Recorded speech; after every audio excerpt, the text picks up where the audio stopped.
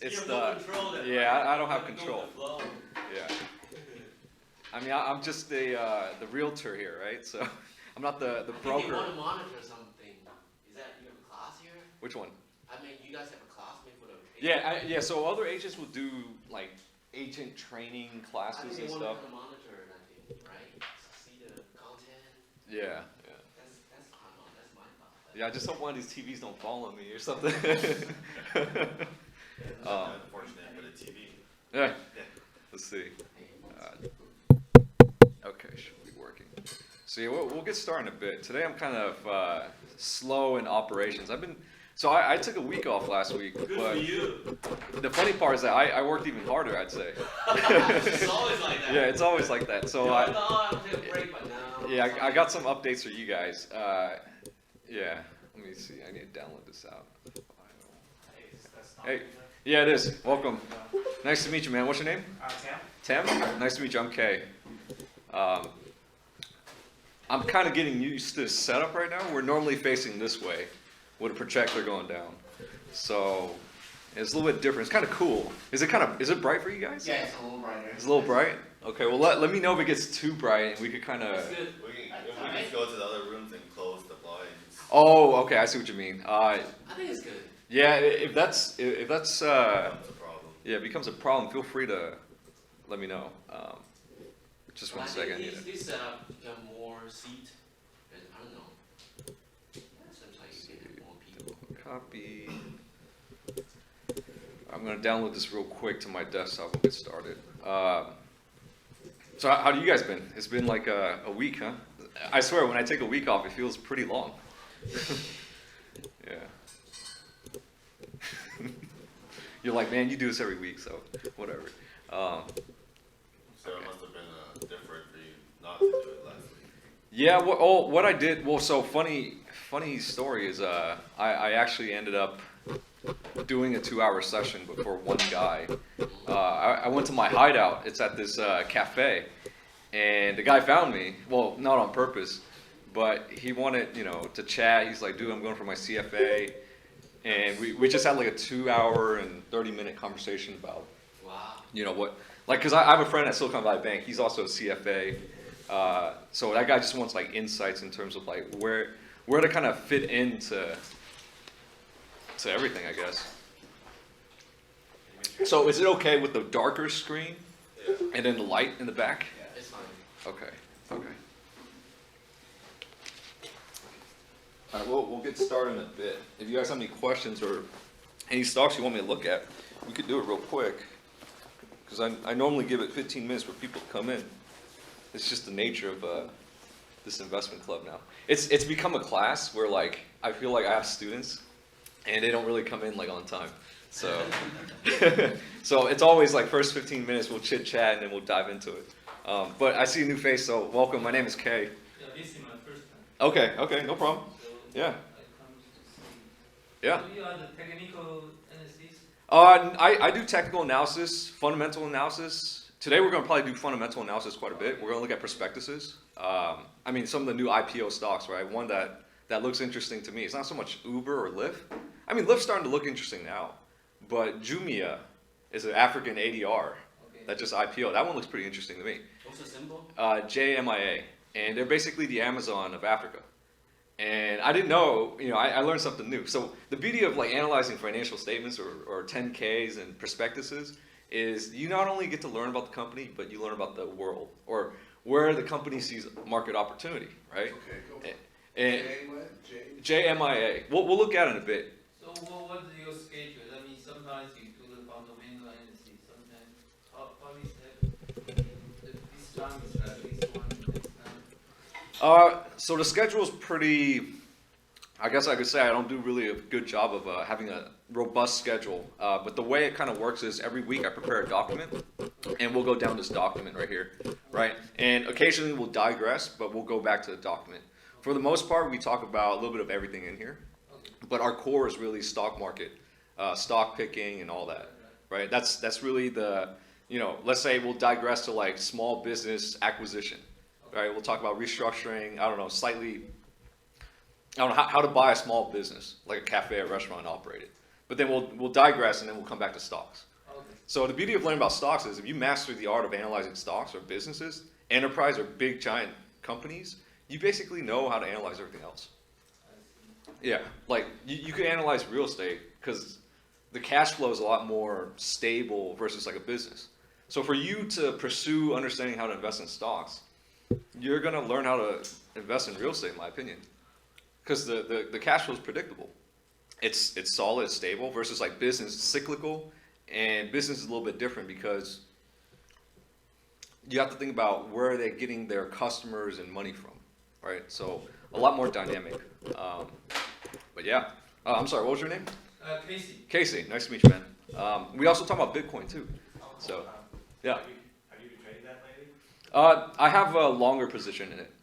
So my style of trading is more like sit back and do swing trading. So I'm more of a daily chart setup guy. But I could jump down to like the 5 minute if I want to do, if I feel like doing a day trade. But if I prefer 4 hours.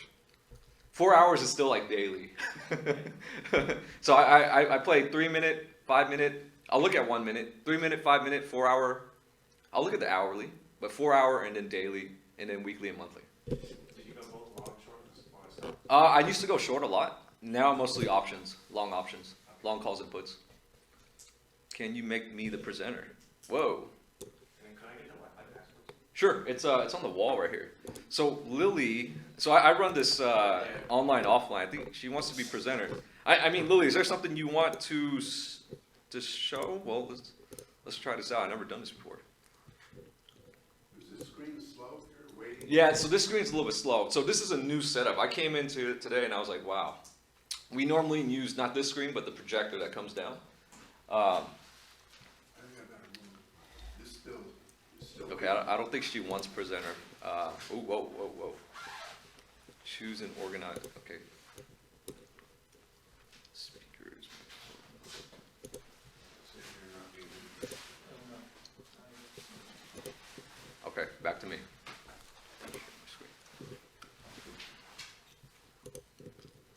Okay, so I don't think I'll be doing that just because we got some people in here.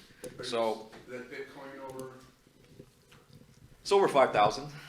no. If you're like a Dragon Ball Z fan, you know it's over 9,000. But anyways, sorry. That would be nice. BTC is Bitcoin? Yeah. Okay. Sorry, Kay, I just downloaded the app and I'm playing with it and it's messed up here. Okay, no problem. You could always use the web page. So this is run online, offline. There's 9 people online right now. Just letting you guys know, in case you're wondering who I'm talking to. Yeah, so going back to this, we do look at Bitcoin. Am I trading it? Yeah, I positioned down here. I don't think it could go that much lower because of my global macro analysis. And I know 2 weeks ago, we had several engineers in here who kind of, I mean, it was like half and half, right? Half the group was like disagreeing that it's more, it's gonna fail. And then the other group is kind of bullish on like the technology or the rareness of Bitcoin, how there's only 21 million units. I kind of look at it from that, that group, and also from a global macro perspective, because I think what the central banks are doing right now is just kind of, it doesn't make sense. And so I'm super bullish on gold. On what? Gold? Oh. Yeah, gold and gold miners. Oh, let's look at gold. Sure. So Futures. it looks like you're in congestion right there, as we're trying to make a decision whether to go up and down. It's been going, the Bitcoin's been going horizontal, so. Yeah, so this is what gold looks like right now. M is, So we're looking at a monthly chart right now, guys. Is it okay on this side? no, it's slow. It's slow, right? No, It's not as it slow. looks good right now. I gotta get used to this.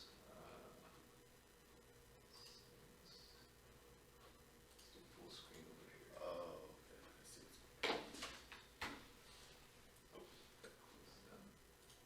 Okay.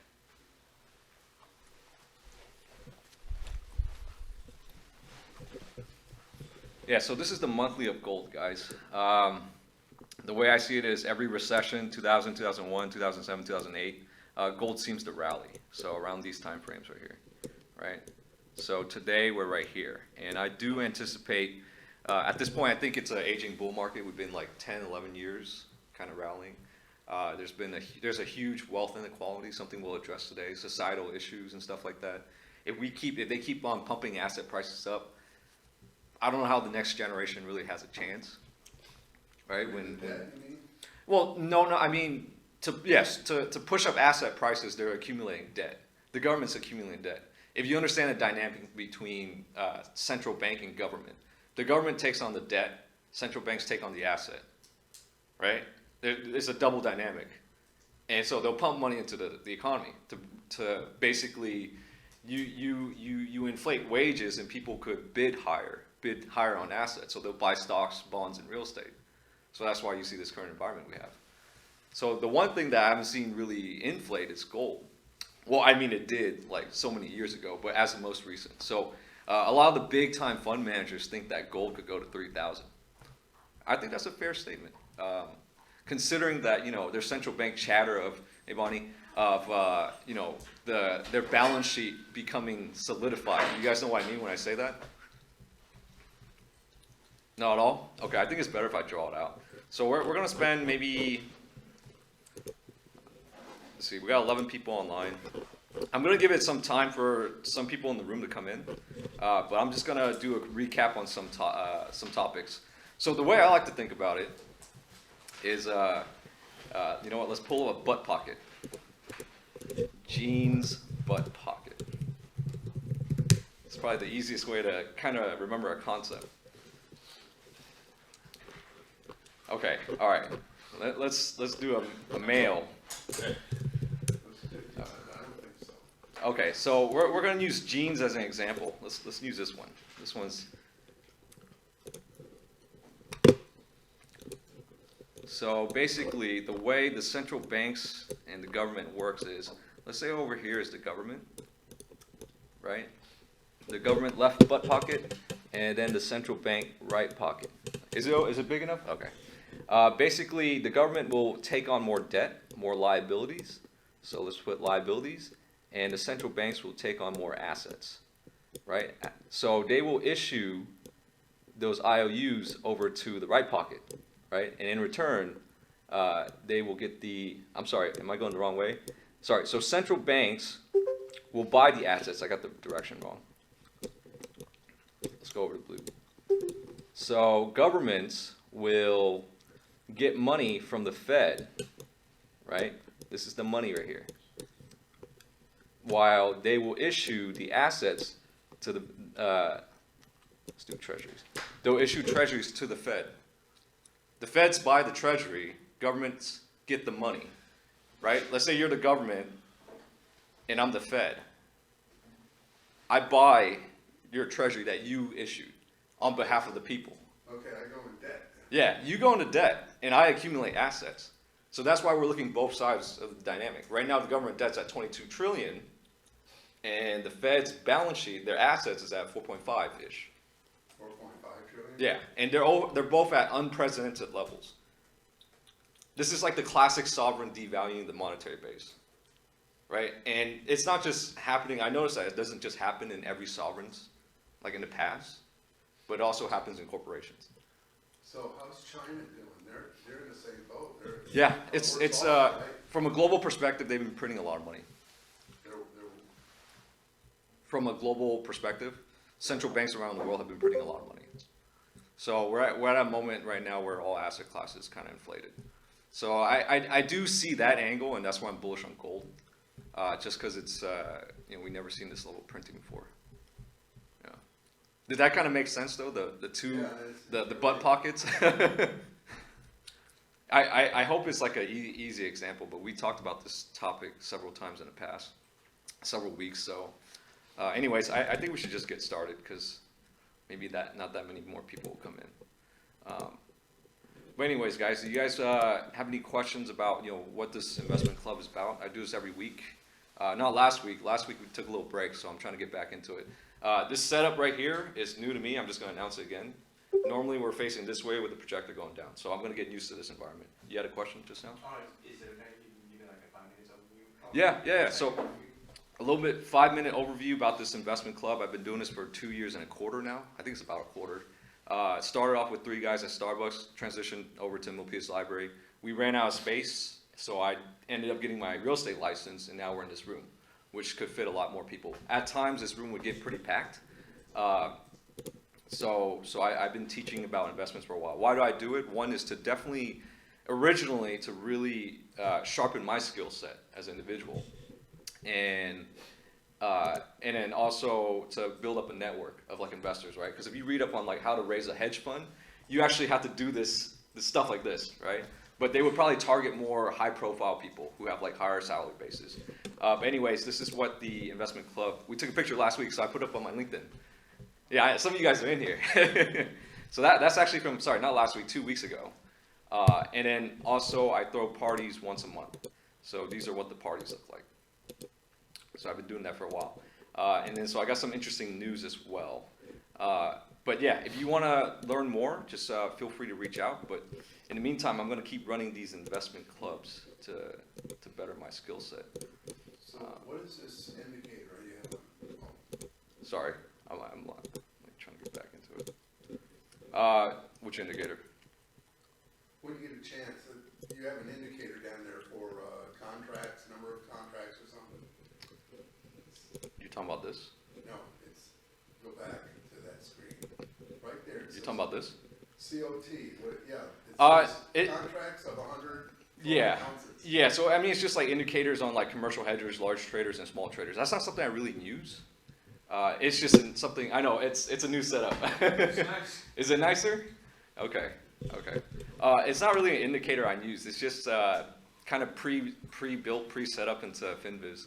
I don't So- see the correlation. I don't see, Well, I don't really use it. I'm just showing you guys the main chart. The main thing I focus on is really price action. I think a lot of people, I mean, I came from a background where I learned really pretty deeply about indicators and such, how like, you know, you pull the data from, what is it, price, volume, high, low, whatever. To me, all the indicators are kind of lagged, so I rely heavily on patterns and price action, right? Indicators will always be secondary. So in this club, we don't really talk much about technical indicators, oscillators and all that. But I think that's something you're experimenting with, right? yeah, the Bollinger Bands. Yeah, for me, instead of using Bollinger Bands, I do have it on, but I'll just use like the 20-day moving average. Yeah. But anyways, guys, I don't want to hold people back. Let's kind of get started. Today's technical discussion number 112. We're going to talk about IPO markets and stocks. But if you guys have any other stocks you want to talk about, we'll jump in as well. Before I start, I do have some quick updates for you guys. So what did I do last week? We didn't have a meetup last week. I basically kept working. Workaholic, I guess. But basically, I've developed 2 new partnerships, and I just want to announce it here in the investment club. So these are the 2 guys that I'm working with right now. So one, the guy on the left is Ahmed Manafa, and the guy on the right is Christopher Lafayette. They're both here in Silicon Valley, San Jose. I basically cold outreach to them and just say, hey, you guys got a following, you're in tech, let's work together, let's host some events. So moving forward, I'm going to be working with these 2 guys. So you guys know I'm a big LinkedIn active person on LinkedIn, right? Because my belief is that LinkedIn got acquired by Microsoft for $26 billion. And if you verify that on like Wikipedia or whatever, it's Microsoft's biggest acquisition ever, right? And so you don't acquire something at $26 billion thinking it's going to go, you know, below $26 billion. So this is a big bet by Microsoft. So how do you get exposure to that? Well, you can't really buy LinkedIn directly anymore because it's owned by Microsoft now. So ways to get indirect exposure would be to like participate on LinkedIn, right? Imagine if you participated in building out a Facebook page back in like 2008. You'd be pretty well off. I mean, I've seen some of the guys. You'd be pretty well off with like, let's say, 100,000 people following your page on Facebook. So I'm just always looking for, you know, the current time frame that we're in and ways to capitalize on an economic transaction or environment or whatever the economic setup is. So we look at it in terms of ways to capitalize beyond just trading a stock. So what I said was you can't directly capitalize or you can't directly get exposure to it because Microsoft now owns LinkedIn. But now you got to buy Microsoft to get that exposure. It won't be a direct exposure, but it'll be partial. If you want more direct, it's to participate on LinkedIn. So these 2 guys are here. The guy on the left has 35,000 LinkedIn connections. All right, I have 16,000. This guy has like double what I have. And they, in a Statista in 2016, they say that, you know, Statista, because you're like, you know, on Instagram, the numbers are a lot higher. LinkedIn connections.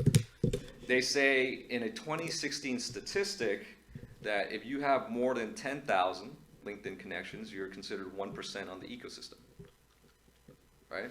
So 1%, let's say Facebook has 2.2 billion monthly active users or whatever daily active users. LinkedIn has 600 million monthly active users.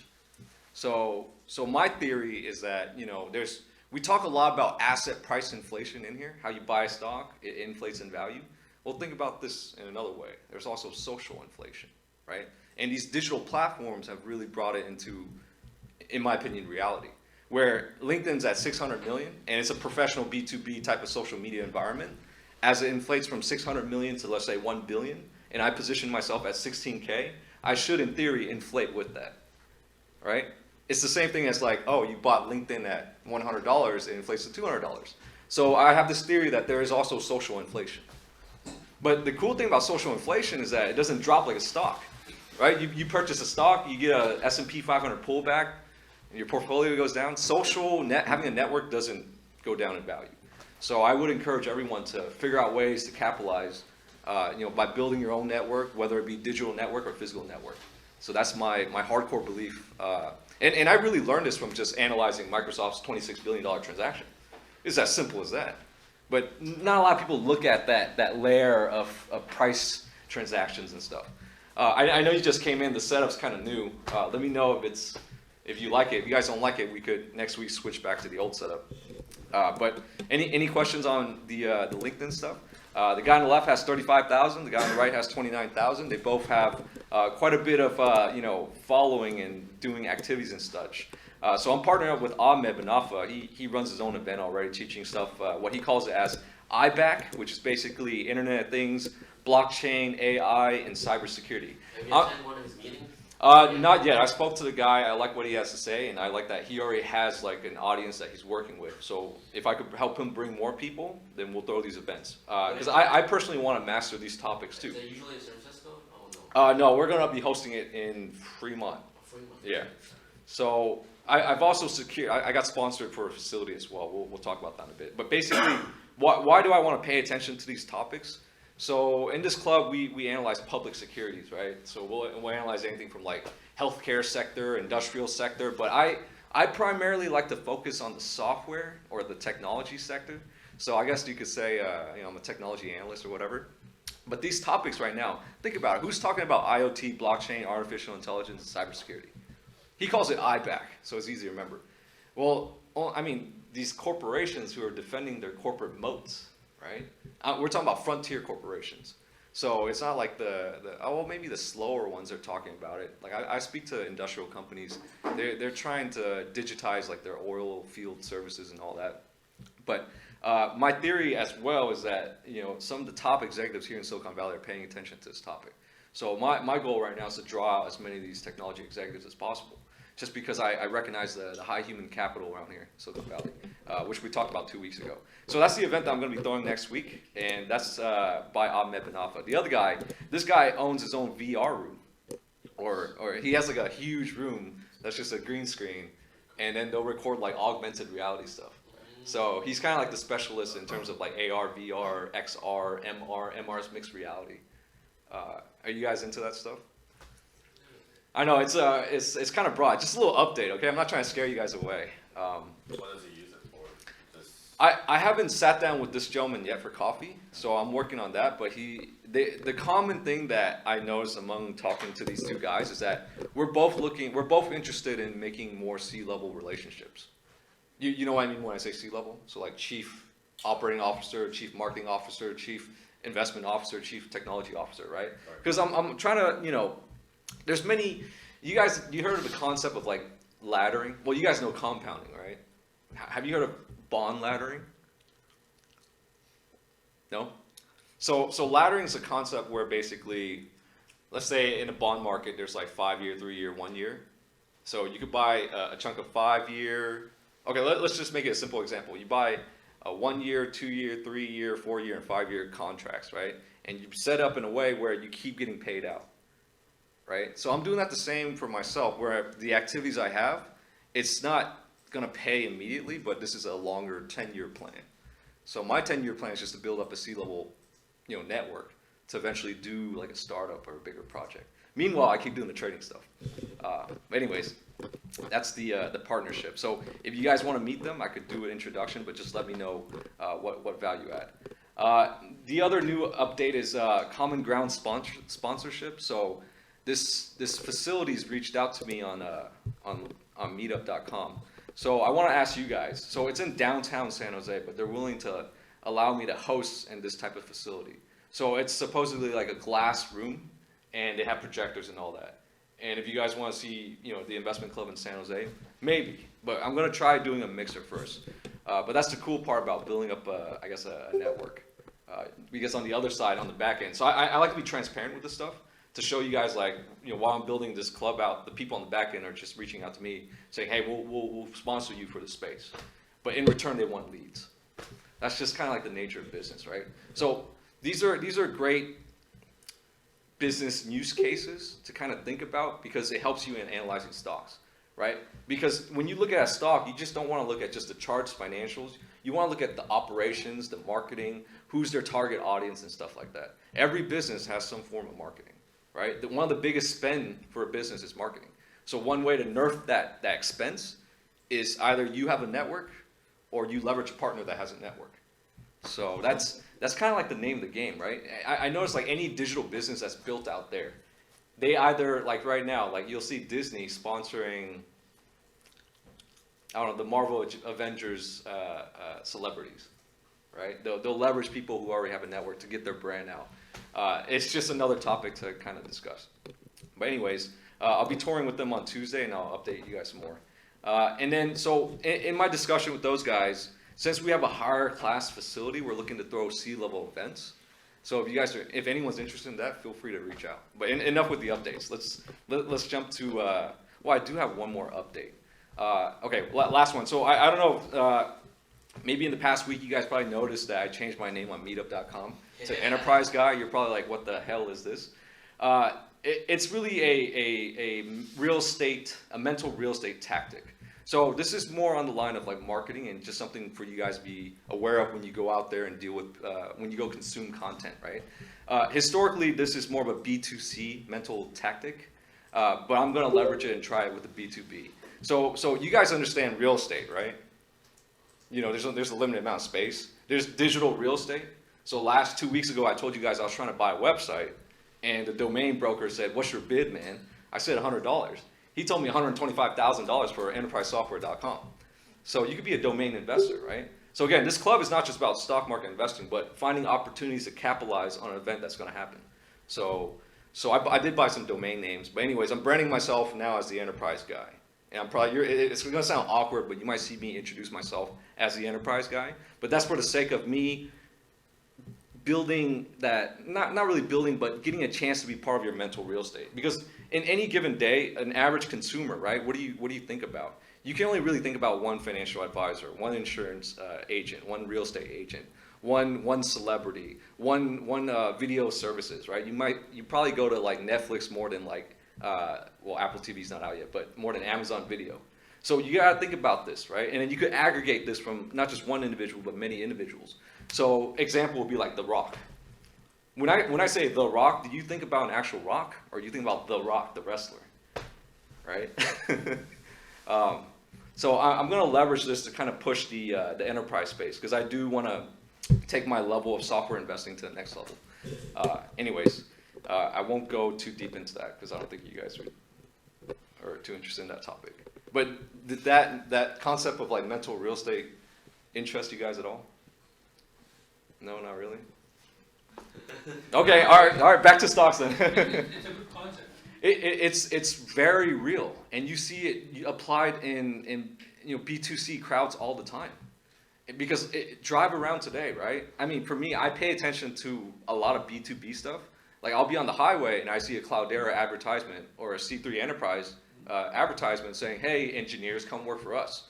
And then I'm starting to think like, wow, this valley is like clustered in high value engineers, and these corporations are fighting to get that human capital, right? And so what do these guys do on the weekends? My thinking now is that, well, look, Facebook, Google, and Apple are so close in proximity, these high human capital employees could network among each other on weekends.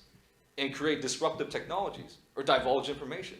Not that I'm trying to get that, but I'm just saying like these are the risks that corporations have to think about, right? So I've only escalated my thinking to the sovereign level. So going back to the framework that I kind of have, right? And I'm gonna build off this framework. So you're probably like, oh, he's drawing that darn triangle again. But I'm gonna show you another way of analyzing this. So this type of analysis applies to stock market as well. So when we invest in the stock market, I like to think of a market structure, right? At the very bottom, I call it average Joe or retail transactions. So anything like a $5 cup of coffee to a $25,000 car transaction, right? And if you scale up, you have SMB.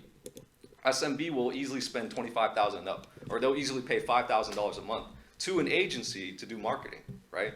And this is analyzing the different businesses because they all have a financial statement. I hope this kind of makes sense because it applies to stocks. And then above SMB, small to medium-sized business, is middle market, right? So the bigger businesses, the logistics, the factories, the manufacturing. And then even higher would be enterprise, right? Now you kind of see why I want to label myself as the enterprise guy. And then the highest level is sovereigns, right? So this is what we historically talked about. But we could build upon this framework a lot more. If I put a line right here, right? What's the difference between, this right here? Well, at the top, or let's say at the bottom, it's anywhere from 0 to 25K in terms of transaction size, right? Name me a consumer, name me an average Joe that you know that spends 100,000 regularly. Not that many, right? Most people only spend like up to like a couple $100 on average. These guys up here, easily 100K and up. So that's why I've initiated a new project or efforts to kind of build out this enterprise contacts, because I know on a natural basis they'll spend a lot more. Remember what I'm saying, okay? Because when we invest in stocks, you gotta understand, is this stock focusing on B2B or B2C? For example, Yelp, well, not really Yelp, but like Apple. Apple focuses on average Joe consumer transaction, but they're able to scale it, get economies of scale through digital technology, right? But how about a company like Salesforce, the tallest building in San Francisco? I'm bullish on Salesforce, by the way, right? They transact just, B2B, but they're able to do these big transactions. So this is another layer of analysis, right? Just the tendency of the market structure to kind of spend this type of amount of money. Now, if I were to take the same concept right here and turn it sideways and do a horizontal analysis, because we did a vertical analysis, right? So back to this, so sovereigns, you guys kind of understand what I'm doing right here, right? Because when you look at stocks long enough, there are securities trading at the lower levels, which is like small to medium-sized enterprise, and that has a lot of upside. So securities like BlackBerry, in my opinion, be categorized as a medium enterprise and could easily travel to a large enterprise. I know I'm kind of holding back the stock market stuff, but kind of bear with me because this is it's all part of the picture, exactly. So middle market, SMB, all I did was took it sideways, right, and just kind of do analysis. Now, what if I did a horizontal analysis, right, of this same structure, the market structure? Well, let's do a population analysis, right? So over on the average, 90%, probably 99% of the population, the level of human capital, it's not just the average spend that you see over here, right? But in the enterprise side, the level of knowledge is higher, right? They have 1% knowledge, meaning like it's exclusive knowledge. They are 1% of the population. They spend 99% of the money. You see what I mean? So this network is a lot more powerful if you aggregate it. Just concepts. I hope I didn't scare anyone, but there's several ways to analyze it. So just be aware of that population. Anyways, we'll jump back into stocks. I hope that concept we're gonna hold that concept, and as we transition to analyzing stocks today, we're gonna hopefully revisit it. Hey, you kind of missed a really good 5-minute chat that I just did, but it's okay. I could teach you another time. Anyways, guys, so the market update this week. So this week, I don't know if you guys read Barron's. I read Barron's. I saw something really interesting in Barron's, so I decided to take a picture. But basically, I'll read this to you. So CTAs, commodity trading advisors, who use futures contracts to follow trends, have also refrained from loading up on stocks, or selling for that matter, while risk parity funds have also slowed the pace of their stock buying. Notes, Nomura strategists Masonary, Taka, okay. Global macro hedge funds are shorting U.S. stocks a bit, while long short funds have been reducing exposure to the market. How do you guys feel about the markets right now? Past 2 weeks has been awesome. It's been going up. You really just have to kind of play the direction. But there's a lot of economic fundamental scariness to it. So this is just an interesting piece that I found from Barron's this week that, talking about the bigger institutional trades where they kind of feel uncomfortable right now. I personally think volatility will come back and we'll get another December, November event, right? But maybe not anytime soon. Maybe in the next 2 months. I'm looking at June, July at this point. I think it's going to stay calm until June or July. Maybe we'll get like a more recent one, like in the next month. But I think the bigger one's going to be June, July. Why June, July? Just speculating on that. Just June, July. I mean, it seems to be historically, yes. Gold historicals as well. Gold historically performs better in June, in July. Gold. Yeah. So why would gold perform great in July? Right? It's gold is a government hedge. Anyways, my comments on the markets. I didn't actually quite finish right here. But anyways, so if you ask me what's with the direction of the markets, like why have we been? Hey, SK, long time no see, man. It's been 2 weeks, but the markets have rallied quite a bit. We analyzed the S&P 500. This is what it looks like. So I told you guys 2 weeks ago that 280 was my line in the sand.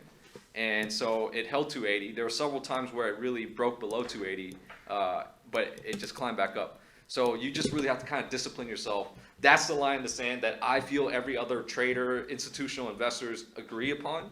And if they're willing to pay above that line, then we all have to really bet the other direction. Until it crosses below that line, then my convictions change to the downside. But for right now, I feel bullish. Just because of fundamental-wise, I'm bearish. Technical-wise, I'm bullish. So you will always work with these, What's the average? Huh? What's the average? What's the average what? I mean, fundamentals and technicals. I think a lot of people will hate me when I say this, but I think technicals. Right? But to scale up your position, to buy more than 1,000 shares, to buy 10,000 shares, 100,000 shares, you need to know fundamentals. So some things that, so I get a lot of guys come in here and like, dude, Kay, like, they'll message me, why are you giving all this information out for free? I tell them like, because no one else could do this, man. Like that's the reality of it, right? In my opinion, if you're not out practicing every day like this, like how I am, you're not really scaling. You're probably buying like 1 to 5 options contracts. You're not buying like 10 to 20 option contracts. So I mean that's my personal opinion. So I'm looking for the guys who are like really like you wake up, you don't feel like trading, but you have to watch the markets. So I know it's not something that everyone could do, but there's still long-term investing that will benefit everyone. And what we talk about in here is great value, and it keeps me sharpening my skill set as well. So that's what I see for the S&P 500 guys. Any comments or what indicators I use and such? So have you been reducing your position, or have you started taking a short position? Yeah, I'm pretty scared right now. I'm pretty selective on the stocks I pick. The stocks I've been trading are more like momentum trades. So the ones that I could see that there's a lot of popularity around it right now. But yeah, I'm pretty scared. I have more positions in gold. Yeah, but the gold positions are more of my investment positions. And it's kind of, maybe the last month, gold has not been in favor. But if you look at the historical since 1975 back tests, gold doesn't normally perform well in March. So, What up gold? say again? What up gold?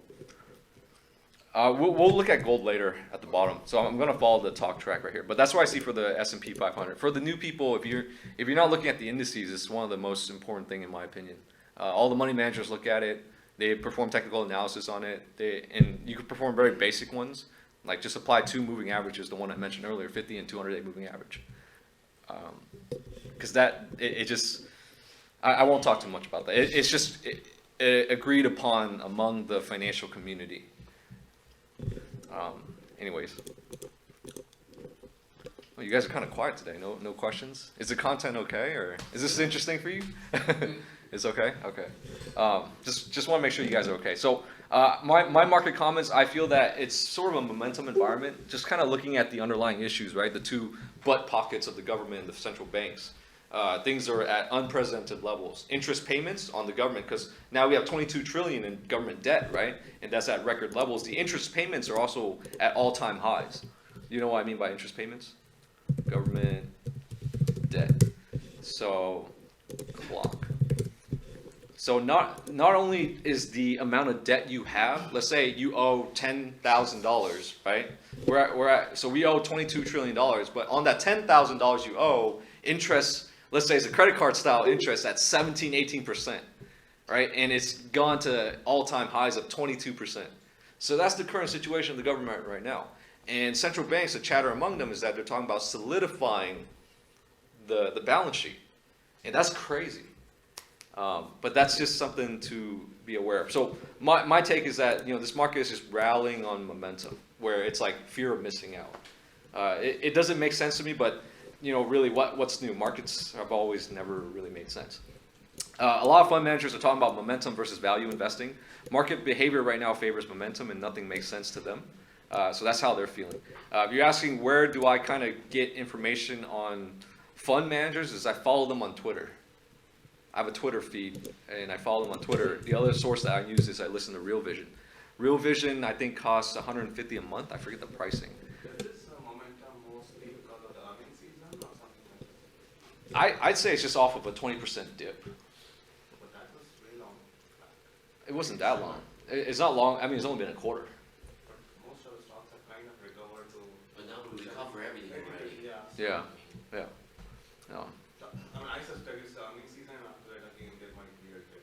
Yeah, so let's see how earnings this coming next week earnings seasons starts to play out. We'll look at it. But for now, I think the sea is calm. Volatility has really dipped, and we'll continue to monitor. But I'm cautious right now. Sentiment right now for S&P 500 or just the indices, the stock market in general, is extremely high. Normally, when you get these high levels of sentiment, there's going to be a sharp pullback. What would trigger that? Bad earnings? You don't know. Bad earnings. The game is so broad. I mean, like What you guys are coming in here thinking it's just USA stock market, right? But what about like the other major economies like Japan and stuff like that? Japan and Europe. Those indices matter too. So there was chatter among central banks talking about buying stocks and bonds. You guys understand monetary policy and fiscal policy? Fiscal policy is like government taxing or subsidiaries and stuff like that. Subsidies. Monetary policy is more like manipulating the money supply, interest rates, and debt levels and balance sheet and all that. Right? It's a separate tool. But now they're talking about another tool, which is financial instrument policy. So I just made up that word. Where they're going to manipulate the stock market, hold the stock market up. Because at this point right now, the stock market has accumulated to an economic size that it's so fundamental to the economy. If you're not watching the stock market, you're not watching the beating heart of the economy, right? Because we inflated so much of the asset prices up that it's become the indicator. And it needs to hold up for this game to keep going. So with what I know, that's why I'm bullish on gold. Not a recommendation, guys. It's just, this is a purely educational investment club. I'm not a financial advisor or anything. What about sector-wise? Sector-wise? Cycle Oh. I was I also have a new tool for you guys. It's free. Yeah, and I think this is a super powerful tool. It's called Koifin. This is even better than, well, okay, I don't know if it's better than FinViz. It's a lot more broadly informative than FinViz, but FinViz has its perks as well. This is completely free. I found out from a money manager, right? And you get like great analysis. You get sector analysis, you get fixed income, you get credit, you get yield, you get global equities and stuff like that. But we'll talk about it in a bit, or maybe towards the end. Sector-wise, do you know how to track sectors? well, I get the mix. ETF. Yeah. Oh, okay. So you can use ETFs to track the sectors. So sectors like XLF is financials, XLK is technology. You'll probably have to write it down, but you could go to Spiders, right? Search up Spiders, and this company will show you all the ETFs, and you could track each sector. tracking the S&P 500 itself is kind of like already, it's consolidating all the sectors together, right? It might not show you specifically technology's performance, but it'll show you the entire bubble, or the entire picture. Let me see, Spider ET. My question was like, I feel like healthcare and financials are down right now. Yeah. But, what do you think? Are they come back anytime soon? Please, yes, let's talk about Koifin. Great find. Yeah, Doris, we will talk about, I'll promise to reserve some time today and talk about Koifin. It's a powerful tool. Fine, we'll talk about it real quick, actually. I mean, like, what do you guys want to know? It's compared to FinViz, right? So FinViz, I pay $300, $325, I forget the price. But FinViz is a great scanner tool. So if you're actively trading stocks or equities, then I like to use this because it's just quick to scan around and see what are performing. But Koifin gives you a great global analysis, right? So look, you get US equities, you get all the indices that I'm always looking at, you even get the VIX, and then you get the sectors of the USA indices, right? Everything from, is it the 11 sectors? 1, 2, 3, 4, 5, 6, 7, 8, 9, 10, 11. 11 sectors, right? Financials, materials, industrials, communications, technology. Can you guys guess what's my favorite sector? Software. Technology. Okay, so okay. So Software, of course, enterprise software. I'm the enterprise guy, right? But anyways, so there. I mean, I've been analyzing guess how many stocks are in the market right now? About 7,500 publicly traded securities, right? Guess how many private companies? So we also look at the private markets. So keep in mind, let's say this side's the public markets, and you're trading everything that's in the public markets, right? And then this side's the private markets. Private markets are bigger than public markets. Really? It's bigger. It's bigger. Yeah, that's why I talk about it so much in here. That's why last 2 weeks ago we had the VC angel investor come in to do a pitch because I welcome the pitch. Oh, hey, you're okay, man. Don't worry about it. What's So, the roughly scale? huh? Compare the public and the private, what's the scale? I know. Three times? No, it's a lot bigger. I think we have to Google that. I don't remember. I saw the numbers. It's probably 14x or whatever. So here. So the funny part is most of the advanced technology is in the private markets. How about they don't take it public because it's not ready yet? Remember what? Okay. They have enough fun, they don't want to go to the So- SEC all the so- time, blah, blah, blah. Why did I begin today's discussion with this? Right? And we did a horizontal analysis of the market verticals, right? Or market segments. And enterprise, sovereigns, and you're asking, why is the private markets so advanced in technology? They have technology today that could calculate or read your firing neurons from your brain. Right? You could literally control a keyboard with your thoughts today, but this technology is not there, right? Because if you do the horizontal analysis, most of the knowledge is up here, man. Most of the money's all over here. So that's why I'm branding myself as the enterprise guy, because I need to go break into that network, right? Because I see the network, I see the market opportunity, and I see that here in Silicon Valley is where all the transactions are at, right? We talked about this 2-3 times already, 3 meetups. Here in Silicon Valley has the most venture capital transactions. And if it's the hottest, options traded instrument, are you not going to trade it? You're going to do penny stock options? That doesn't work. Right? So if you saw that chart that I showed, Silicon Valley is the number 1 in terms of venture capital transaction. Number 2 is New York. And then the last one is Sydney. My question to you is, would you do venture capital investing in Sydney? You prefer here. Exactly. Right? So if it's already going down here, I'm paying the higher premium of life here. I'm paying a more expensive Phil's coffee than probably anywhere else, but then it's only in California. So, but it's probably more expensive than LA. Probably $1 more expensive, maybe. Why? I don't know. Well, Doris is from LA. She's online. Doris, I don't know if you go to Phil's, but how much is a cup of coffee? Like a mint mojito is like $5.50 over here. Something like that, right? It's probably $4.50 in LA. But you guys don't, going back to this framework, right? 90% of the population's over here. I would even argue 99. 1% of the population's over here. How many presidents do we have out of 350 million population? Or I don't even know what the population is today. In reading a recent IPO, Jumia, which is the Amazon of South Africa, I felt like I was in like a closet all this time. Or no, that doesn't sound right. I felt like I was in the dark all this time. I didn't know South Africa has 1 billion in population. Billion? It has 1 billion. Yeah, no. See, like you're kind of like whoa too, right? I thought I knew global macro. I thought I knew the world. And I don't think that's right. No, that's not right. South Africa, not Is it a country or is a large, South Africa is a region maybe, but. continent wise. Continent, yeah. Continent-wise. Oh, okay. Yeah, continent, Yeah, not that. yeah. Uruguay, Uganda, they have a lot of population there. Yeah. So because I was reading the prospectus, so Africa's at 1.2, right? That's all Africa. All of Africa. Yeah, and do you guys know like Saudi Arabia is building a magical futuristic city? Not Dubai, A new city. Neom. That's 2030 vision which we had last year. Yeah. So let's see. SoftBank is one of the biggest investors. Yeah. So going back to the framework that I showed you guys, where's all this information coming from? It's all over here. This like 1% group who controls like 90% of the money. I mean, I'm not saying they're just great capitalizers, right? But they're doing all these awesome things that they're literally setting trends. I'm at the gym working out, doing my jog, and I'm looking at a Samsung commercial. And they're coming out with like these concepts where, you know, you got this new Samsung phone, two of them take two, slap it together, they charge each other, right?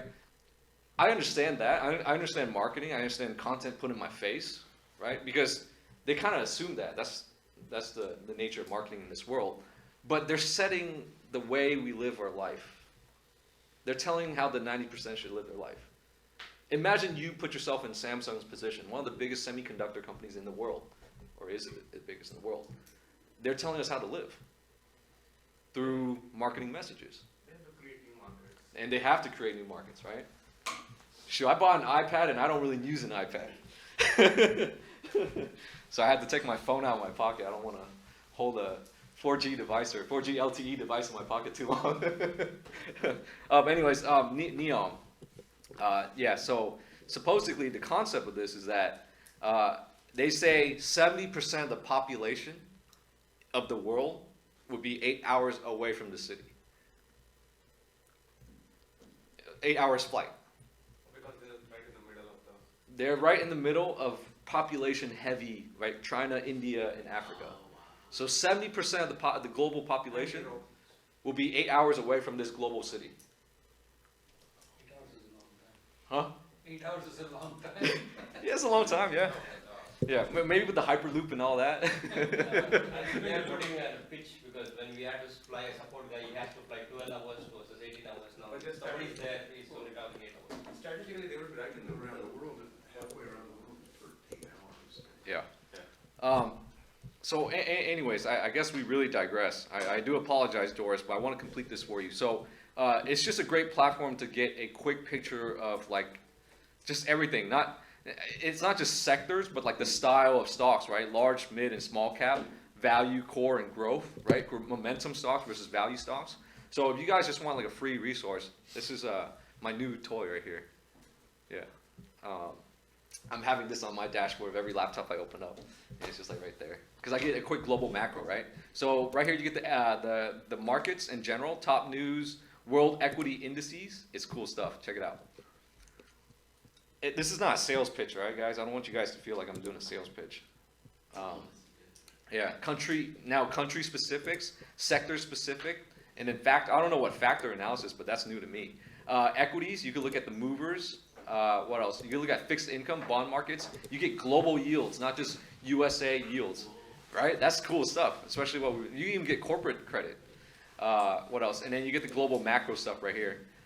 You get currencies and commodities and stuff like that.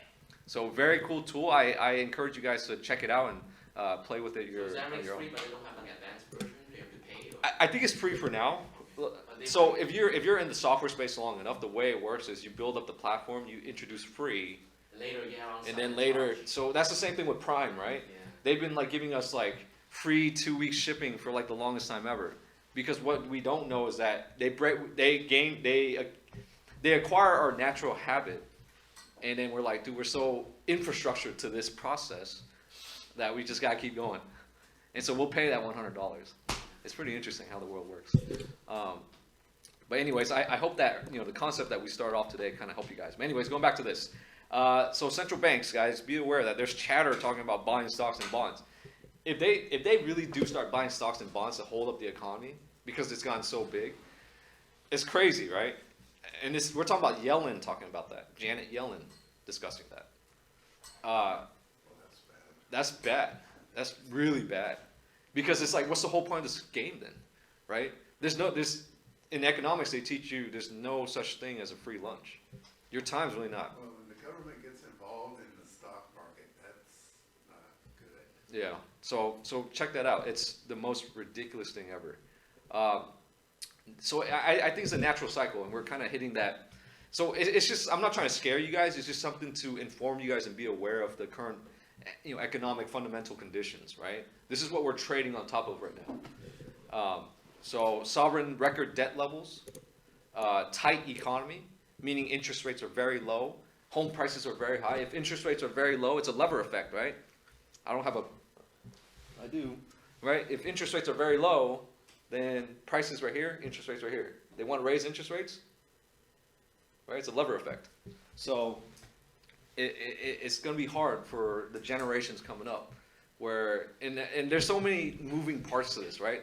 There's like inflation, inflation changing the asset prices. There's technology changing the way of life, and then there's population inflation that's like, making the space more crowded. We live in a crazy world, huh? Or interesting. Anyways, going back to the markets. Sorry, guys. It's 50 minutes in, and we haven't talked about the stock markets much. But I hope you guys enjoy. We're going to talk about stocks now.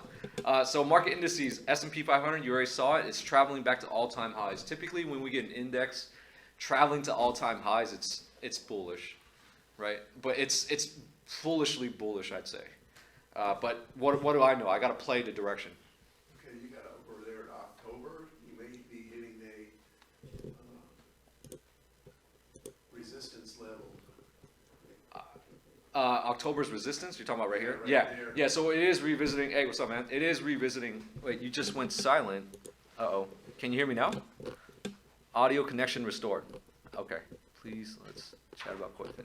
Great fun. Doris, if you want me to chat more about Koyfin at the end, I'll jump into it. Let me just see how many people are online right now. Yeah, sometimes I don't even know who's online. Just want to say hi to everyone. Hey guys, thanks for coming. Let's jump back into it. No, thank you. I'll explore on my own. Okay, awesome. Let me ask you guys the question. Did you see did the horizontal analysis of the market structure made sense to you guys? Because we always look at it from okay, these are the companies of different sizes. But if you rotate it horizontally, there's a lot more magic to it, right? Population, knowledge, human capital, right? And influence and all that. It's all in there. But anyways, look at NASDAQ. NASDAQ's probably the closest to all-time highs. This one's a scary one.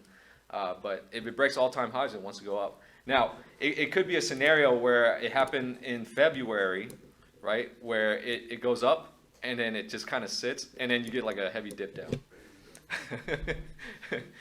So for the most part, I'm still bullish on gold. Gold is just out of favor for the past month. So keep in mind, NASDAQ is all-time highs. Dow Jones also, above the 260 line, which is good to see, is bullish. Can't say much. Things are looking okay right now. When do I expect a pullback? July, that's what he said. June, July. Yeah. Well, June, July, because we have this cyclical backtest of gold that I'll show you in a bit. But that's Dow Jones. We have to look at all the indices, okay? Russell 2000, above the 200-day moving average. This one was the one that led the way down. Now it's kind of hanging back up. It wants to hold the 200-day moving average, but that's what I'm seeing. Nikkei, stuck in a channel, but bullish channel. European market, so Nikkei is Japan. And a little refresher, why do we look at around the world? Well, there's developed markets and emerging markets. Developed markets are pretty much the heavyweight, right? The three major developed markets is USA, Asian markets, and European markets. So we have to look at all three just to kind of gauge a global view of what's going on. So for the most part, Nikkei, Japan has been rallying. European markets, Stocks 50 setting up right here, looking pretty bullish. Wants to go higher. And then DAX also setting up right here. It's amazing how that 20% Everything dip. looks very good technically, right? Yeah. So you know, in the next 10 years, I mean, let's say, I mean, I'm gonna be watching markets. You probably know I'm probably never gonna stop. But the next 10 years, when we're rallying, right? We're rallying for a while, and we get that first 20% pullback to that 20%. Consider that 20%. That's the ultimate lesson I learned. I didn't capitalize on it just because I'm in the past 5 years, 6 years of trading, investing, I haven't seen the decline that we saw in November. It was crazy. So, you know, like what's that? The famous boxer said. You know, Mike Tyson said, "You got to plan until you get punched in the face." So that to me was a punch in the face, right? I couldn't really enable myself, but I think that feeling is common among even money managers. So let me show you that 20% pullback. So this is the S&P 500, guys. Look at that, 20%.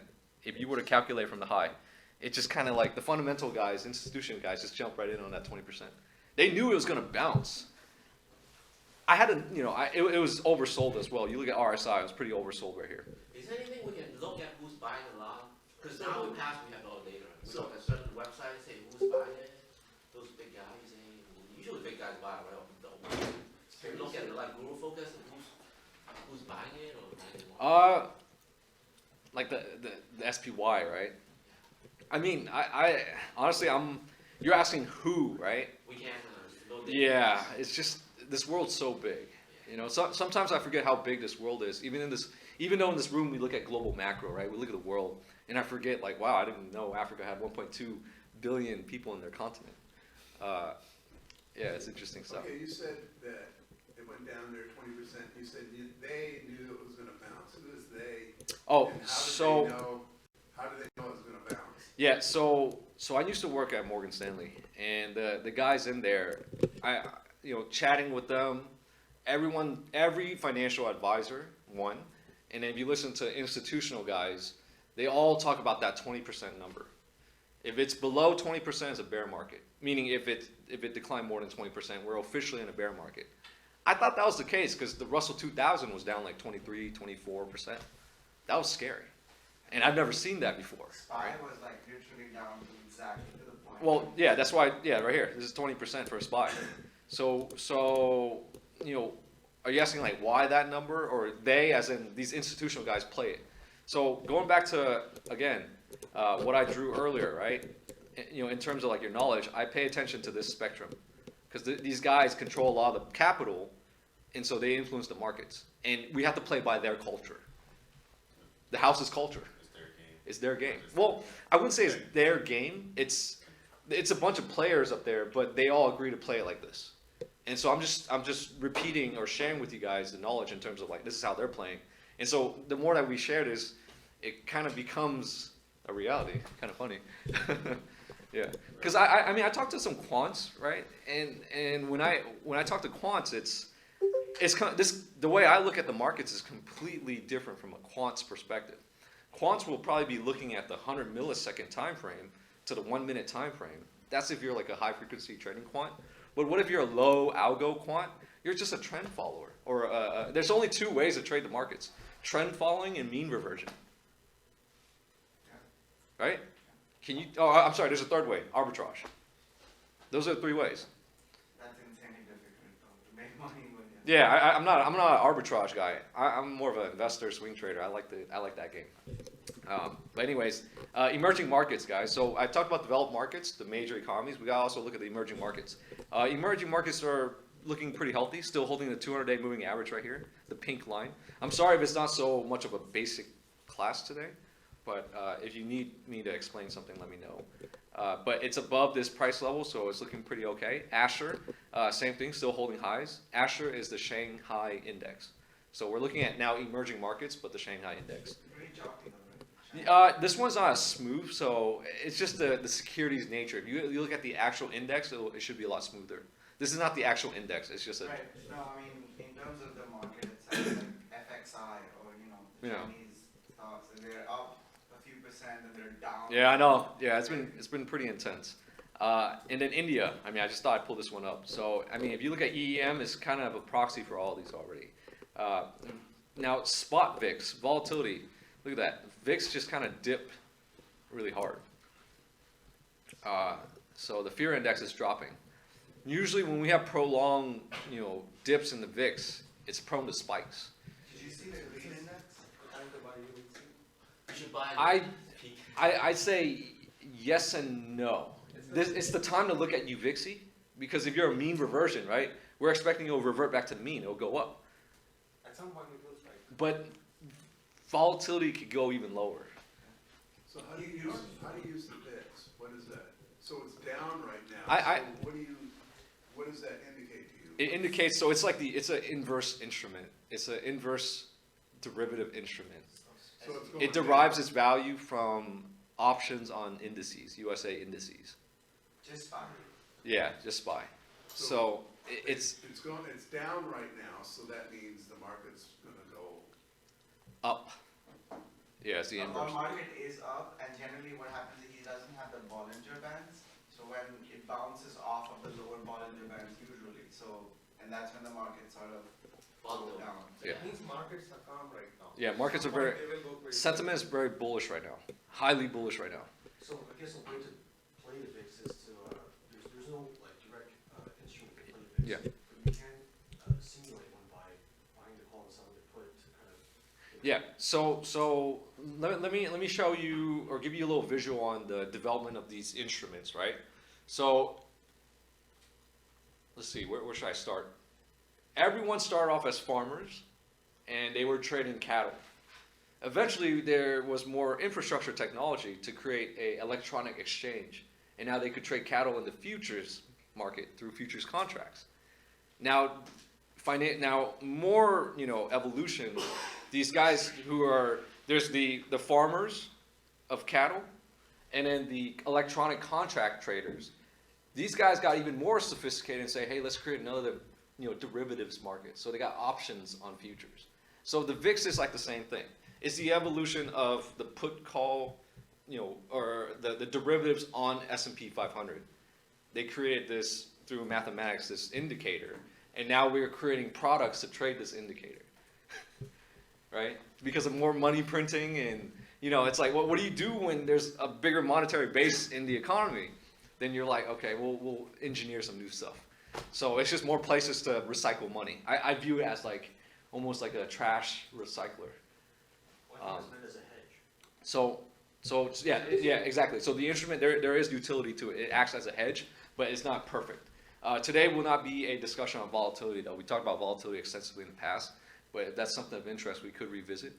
But to directly play this, you can't play the spot VIX or the VIX index. You have to play an instrument that follows the VIX. But that's a very advanced topic. You can buy VIX calls, actually. You can buy VIX calls? Yeah, I buy VIX. So you play options on the VIX index. So there's a market for the index, yeah. You can buy physical calls on the Yeah, so I primarily look at like TVIX, UVIXI, and stuff like that. Those are like. SVIXI, those yeah, are leverage. yeah, those are leverage. So it's Yeah. even crazier. Yeah, so just a short discussion, okay, guys? Yes, it's been low as $9, and I'm now nibbling at TVIX. Yes, not bad. So now, if you look at the VIX futures curve, it's in a rally formation. Just wanted to point that out. Let's jump in today's IPO discussion. We're going to do a revisit to LIF. So 2-3 weeks ago, we talked about LIF, and I said I wouldn't be interested in buying. But I wasn't interested in shorting it either. I'm not going to short a high technology, high data, momentum, mainstream, autonomous vehicle market opportunity. That sounds a little too risky. And so Citron Research is actually a famous short seller that's really known in the space. If you guys want to get into short selling, this guy's probably the thought leader in that space. So he released a report on LIF. But just to perform a quick analysis on LIF in terms of technicals and where I see LIF going, personally for me, it's starting to look pretty attractive. But I'd be careful with LIF, right? Because there's also the Uber IPO. And then we're also trading at very all-time highs, now that you have a reference of what the broader markets look like. But doing a quick technical analysis on LIF and what I see, basically we had a chatter about this. I see a lot of support at the $60 level right here.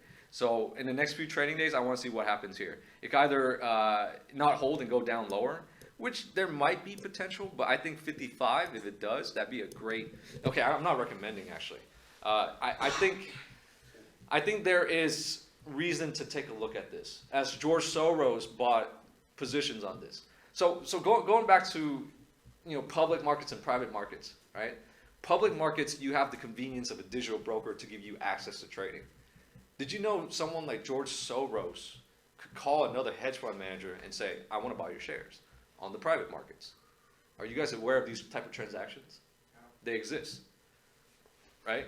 So that's why I'm a big fan, or a big, encourager of, like, go out there, network, make some random calls, meet people, because there's public markets, but private markets are a lot more sophisticated, and just something to be aware about. Most people, average Joe, they only know about public markets. They'll wait for the stock to go IPO, but what they don't know is that Lyft and Uber are like crazy liquidity events for these investors who privately play the game for like so many years already.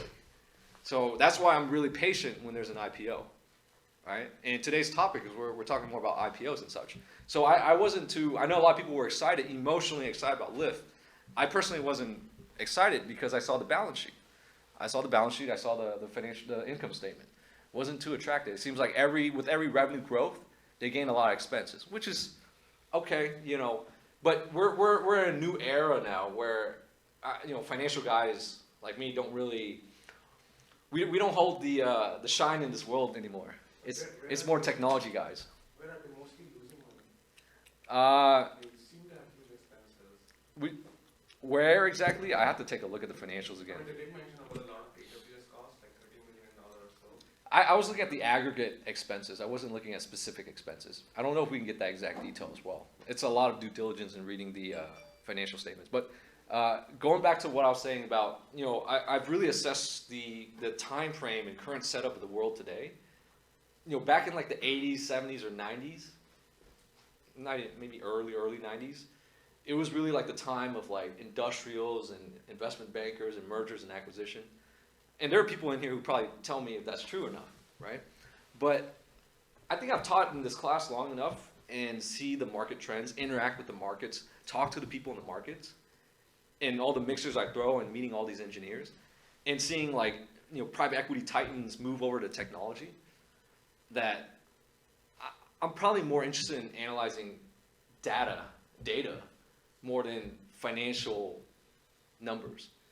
But that shouldn't be a not exclusive. I'm more aware. Okay, if you look at Goldman Sachs hiring, right? What's their hiring trend? They're hiring a lot of technology investment bankers because the hottest transactions right now are technology, right? I only have 3 favorite sectors. It's technology. Can anyone guess the other 2? Gold, private equity. Gold would be basic materials, I think. Banks. So sectors, guys. Financials, yes. There's one more that I like. China market. Healthcare. Software is an industry. Sector is technology. Okay, you gotta get your definitions right. So I did a little test on you guys. So let's review that real quick. So there's only 11 sectors. So when I ask you guys what are 11 sectors and you say banks, that's an industry. Not trying to point you out, but that's just it's just a correct way to. Yeah, that's what I know what you meant. You obviously meant financial. So I only have 3 favorites. Actually, I forgot about services. Services is pretty good too. Technology, services, but services is not scalable as software, as technology. And scaling is everything when it comes to making money. Why do you say that services? Human capital. Human capital. There's a reason why I'm not like crazy pushing a real estate business. Because, have you guys met a billionaire real estate agent? There's probably a billionaire real estate broker who owns a brokerage nationally, scaled out. But it's still a lot of expenses because you got to hire a bunch of agents and pay them a fee for getting you those deals, right? But software could scale a lot more powerfully. When you see companies like Apple moving to services, there's a scalable. That's digital services. We're talking about traditional services where it's like, hey, When you say services, I mean. I'm giving you a back massage. That's good. The reason for that is more of volatility. The services are generally more stable than your other revenue. Yeah. Right? Amazon and Disney and all, they come in services, at least for films. Yeah. So I there's further filter or defining of services. More predictable. Physical services, not digital services. Yeah. So let's show you guys a Goldman Sachs hiring trend pie chart. There's a pie chart that I saw, and this is the right here. Goldman Sachs open job listings. Look at technology, right? So that's why I'm more technology driven now. That's why I left Morgan Stanley. Because when I was there, I'm like, you guys are using outdated technology. I'm a millennial, man. I don't know if Excel sheets are good enough. There are CRM systems out there to get clients, but yeah. So I really like software at this point, just because it's a very powerful business model, and it's next gen for sure. And disruption is so powerful. So when we look at Lyft, right, financially, it doesn't make sense, right? But, it's not something I would want to short. I don't want to short disruptive technologies. I'll short something I know, like brick and mortars, right? The whole like recession of brick and mortars back in like 2016, where every brick and mortar was just like going down. So stores like Bed Bath & Beyond. Let's look at a Bed Bath & Beyond chart, because you could kind of see it in real time. Do you guys like this new setup, by the way? Okay. I guess I'm more centered now. Yeah. Do you have a question? What happened to all those photographs?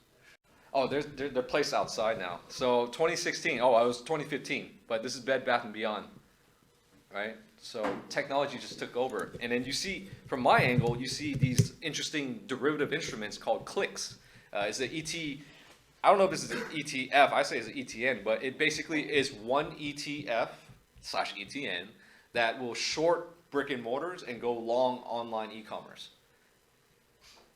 So you're getting like a phenomenal exposure here. Like, you know what I mean? It's a long short ETF, but not a recommendation, okay guys?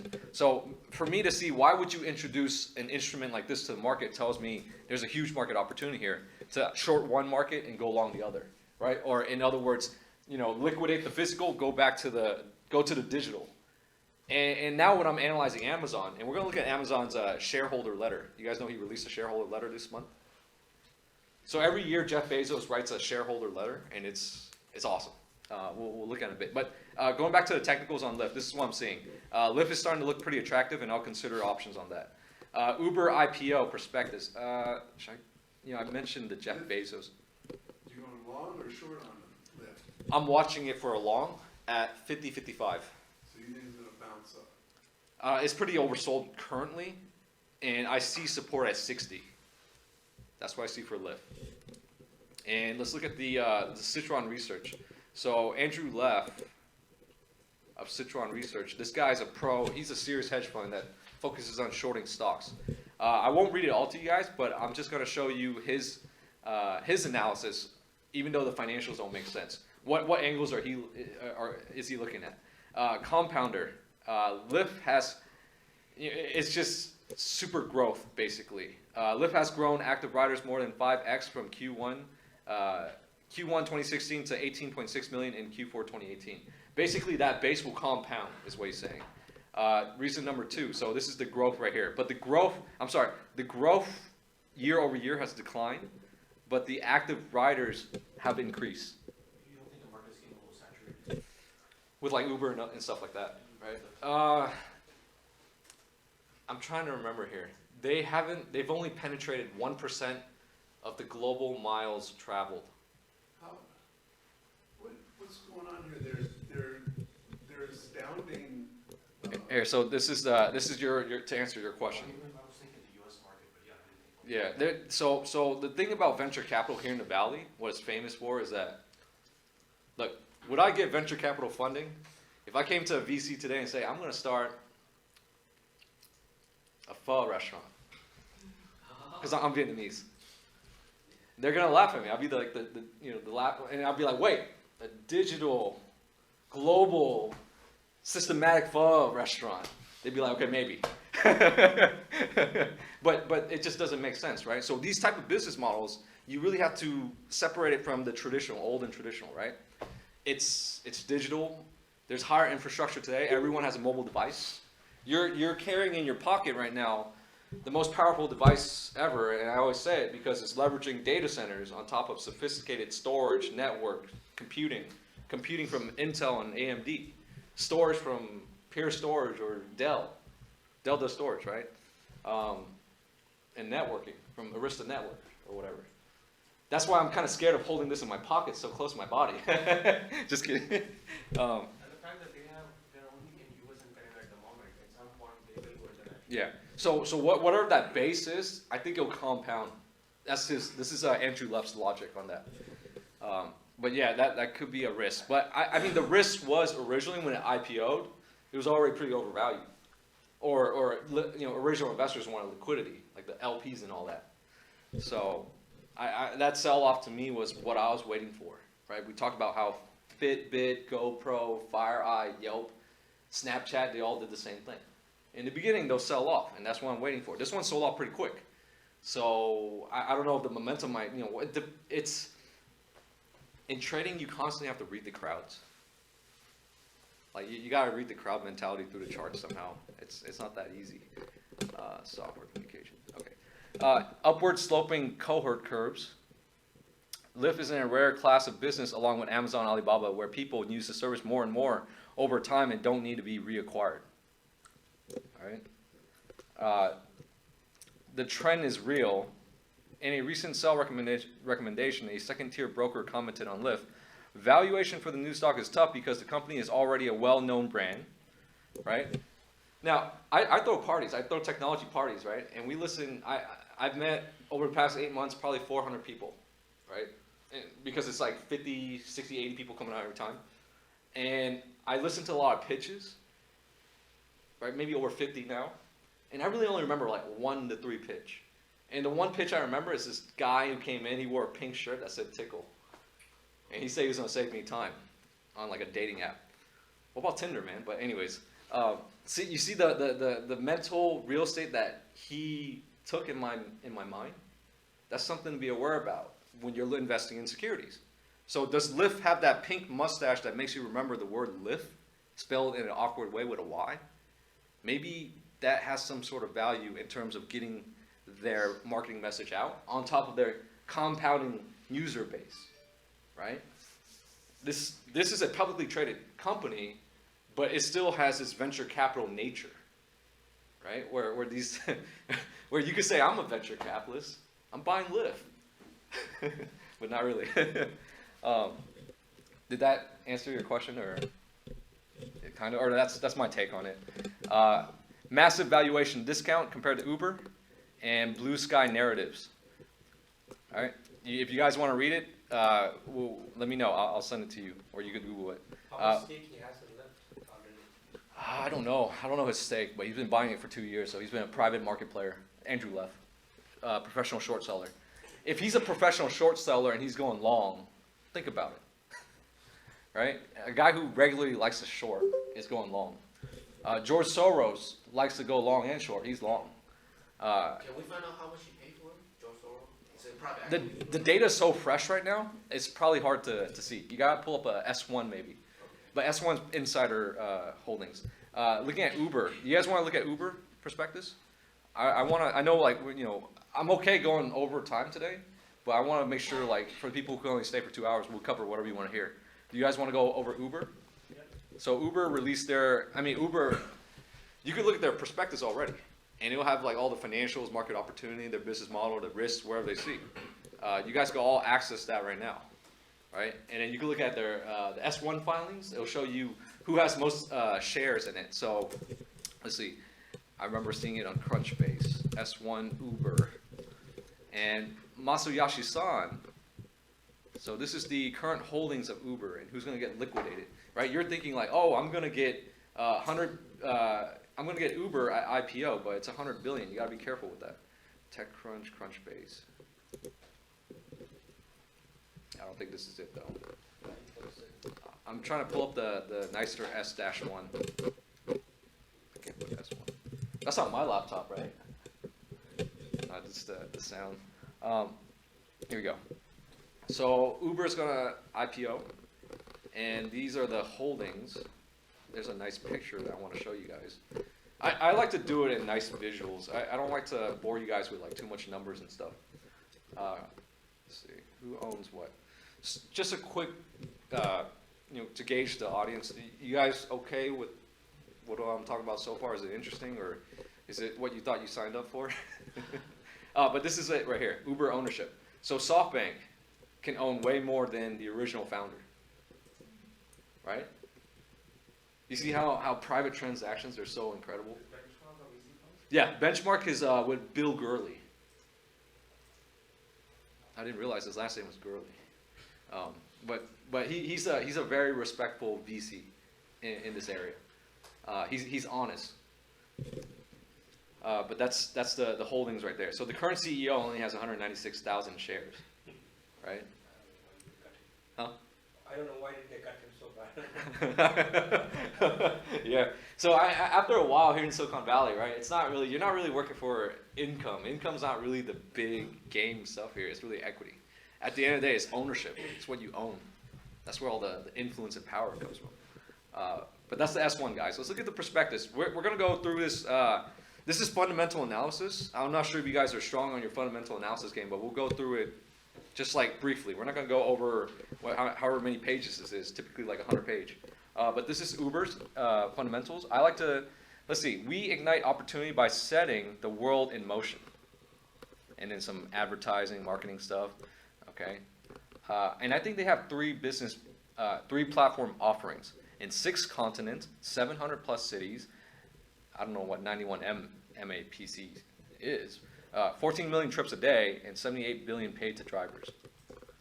And then this is the the chart of, I guess this is their ability to kind of brag about what they've done. So nothing's an overnight success, okay? 2012, you only get that hockey stick inflection point after 2015, right? Speaking of overnight success, I had a long conversation with a friend this week, and we had a really good laugh because we were talking about the mental real estate stuff, right? And when I say The Rock, you guys all know The Rock, right? I'm assuming he's done his influence in stage time quite a bit that everyone knows him. And if you do an analysis on The Rock, like a Wikipedia analysis, he's been wrestling for 17 years, right? And it made me laugh because he's been wrestling sweating men for 17 years. That's the first thing I thought about. I'm like, wow. But dedication, consistency, and just using a name that's marketable gets your word out. So I'm looking to penetrate the enterprise market space at this point. Just because I see it in not only, like going back to the ladder concept where my day-to-day is like working for money and then, doing shorter term projects where I have, projects that will pay me out in certain time frames, right? So me branding myself as the enterprise guy will be a subset project that will pay me out 10 years later, right? As long as I rock that name for the next 10 years, right? And in the meantime, I got like trading activity and small business, whatever other activities. But that's how I would encourage people to, not only ladder your investment portfolio, but maybe ladder your business activities, right? Anyways, if you guys stick with me for the next 10 years, that'd be cool. It's been 2 years, and those 2 years went by pretty quick. Anyways, going over here, let's jump into a few of the key information. So key terms for our business: consumer or end user, right? Consumer or end user refers to a platform user who transacts on our platform and take a ride sharing to new mobility ride or to order Uber Eats meal. That's not the difference between Uber and Lyft, because Uber has expanded beyond their core ride-sharing services, Yeah. Uber Eats and stuff. Yeah, and then Lyft has like intercity transportation, not like cars, but like scooters and Lyft stuff. has clearly said no trucking, no food delivery, no Yeah, nothing. yeah. So the market, No focus. if that's the case, the market is actually pretty big, right? Because right now they're just targeting consumer, right? If you think about Amazon, Amazon is B2B2C, where they focus originally in bookstores, B2C, and then eventually evolved to B2B with AWS. I mean, the biggest critic so far is that Uber has spread itself thin over every segment across the globe, whereas Lyft has kept its focus only US and Canada. Yeah. The only people. Yeah. No food. And judging the current market dynamics today, knowing that Uber's going to go IPO at 100 billion, I'll consider that at 50 billion. Let it go to half. Whatever the price is, let it go to half. Lyft is only 16 billion. So I think this one has substantial upside. That's why I wouldn't short it, unless I'm actively shorting it, but I don't do that stuff. So I like Lyft for, remember, in this day and age, the financial guys don't have the leverage. It's the technology guys and girls. They have all the leverage. So I'm playing this, let's say, alongside more on the data aspect of Lyft. The data disruption, the lifestyle disruption, the ease of brand going around the world. So going back to the VC question or whatever is, VCs only fund global companies, right? Like, to build Chipotle to enterprise level is a lot of work, or Starbucks to enterprise grade. When I say enterprise grade, meaning it has influence in China. People in China are drinking tea and coffee, right?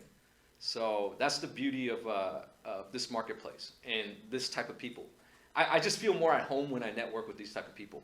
When I'm out with like family, I tend to lose my attention because I'm thinking about like more complex stuff. But that's just, I guess, how I am. But every now and then I'll watch a Netflix movie and come back to reality. One more observation the analyst made was, if you read their prospectus, you'll be seeing Uber not as a ride-hailing company, but as more as a platform. We are a platform and can diverge anywhere. Yeah. So you see that here. Well, let's talk about a digital marketplace for whatever needs you like. Yeah. Here also he talks about, refers to as a platform user, and then he says all other things about platform. Yeah. So, Yeah, and you saw the S1. SoftBank has the biggest position in Uber right now, right?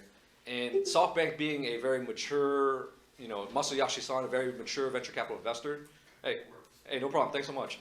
Being a very mature venture capital investor, I'm sure his 100 billion transaction with Uber or whatever was more educational or more. It's a lot better than my decision. He's in the game. He's actively networking and looking for investment opportunities. So I like to think about that and derive that knowledge and then apply it to my level, right? To get to the next level. So let's see, minority-owned affiliate, new mobility, won't look too much. Core platform. Core platform refers to one of two operating segments that we use to manage our business. Core platform consists primarily of ride sharing and Uber Eats. So really two market opportunities right there. Then revenue, won't look at that. Let's see what else.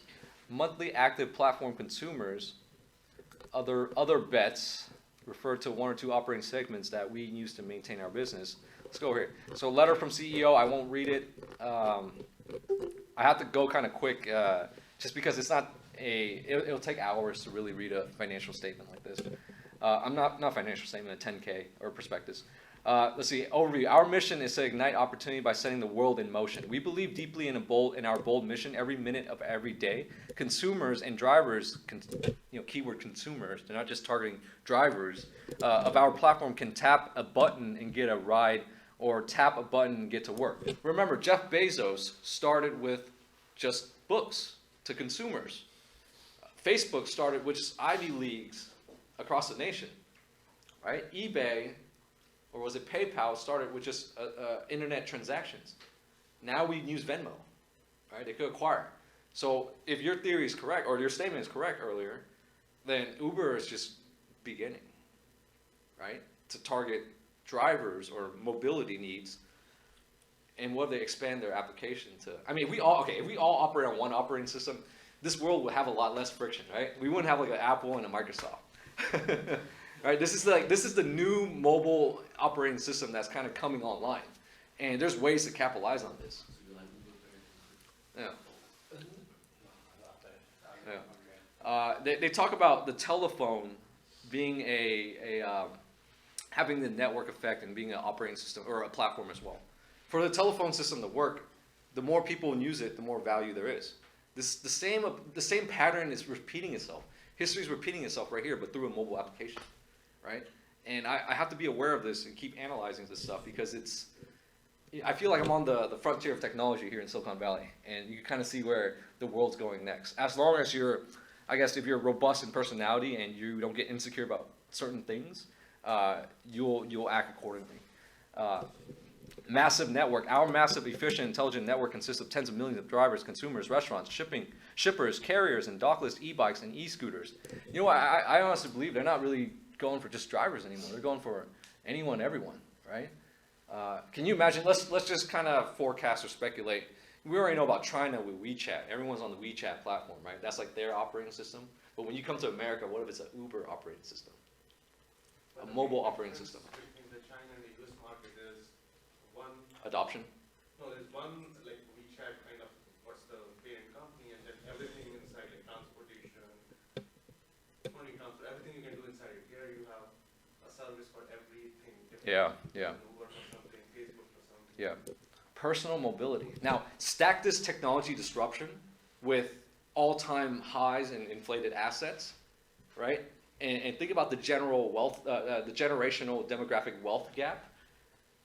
Isn't that crazy? Like when you think about all that, like the younger people coming into this world, coming online or coming into this world, are leveraging the most sophisticated technology out there.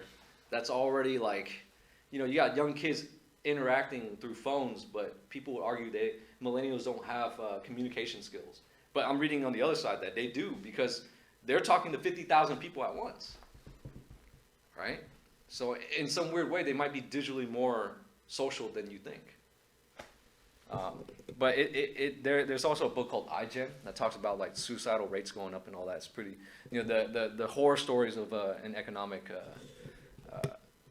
kickback. Anyways, we won't look too much. Let's look at the financials, because I think that's core. So the financials right here, we're looking at the revenue from, let's see, pro forma Uber Technologies.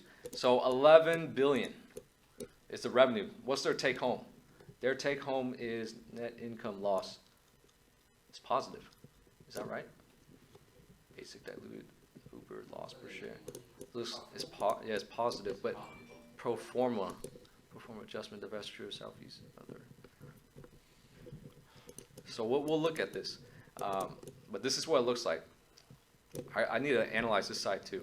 Let's look at the balance sheet, right? Because they were both negative net income. I'm talking about Lyft when I say the other one. This is still the revenue over 2014 to 2018. So I guess it's profitable now. So there is income. That looks interesting. Yeah. So there is a net income for Uber Technologies. Say again? Only last year they turned profitable. Yeah, only last year. Let's see. Net income statement still. What's the difference? Year end December. Okay, let's look at the balance sheet.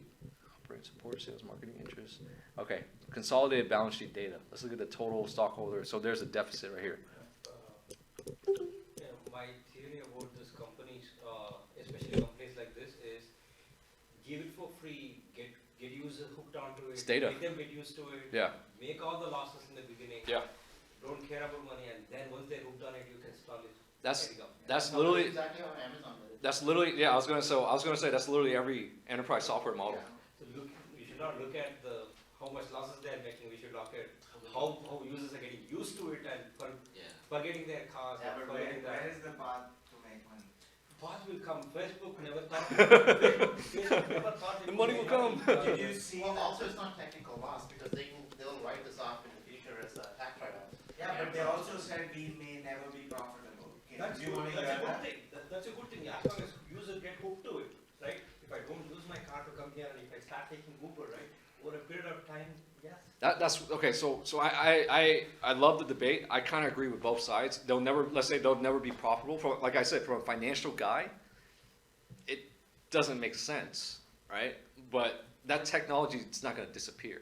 If you have deep pockets and you can sustain for long term. Yeah. Amazon, It's- investing in Yeah, growth. exactly. This is a way of life that has to go away, which I don't think is going to go away, unless like data centers like at scale go away. The only way is we don't use our own cars, and then we keep using, there's self-driving, and there's Ubers, and then the whole, the structure of transportation changes. Yeah. And Otherwise- at some point they will start charging a premium. Right now it's at a very low cost, what you pay for. Yeah. Just get all the users on board first. So if you start charging premium, I'll stop using it. I'll go back to. No, but he's right about the users, right? Like a lot. Okay, I'll tell you this: in the enterprise software space, they don't, their margins are so thick, they don't care about initial losses. And this is already publicly traded. It's going to get a lot of public investor debate. No, with infrastructure software, Yeah. we know a path. You Yeah. know, like these guys are making, they're going to acquire more consumers, customers rather. which That will are- compound as well, Yeah, right? that will compound. Users This will is- compound. This is a business to consumers, right? Yeah, Direct consumers. yeah. That is to enterprises. Yeah. That's easier to model, and they have a path to profitability. Yeah. But with this, it's kind of hard because you don't know what's going to happen. Also, you have a duopoly here.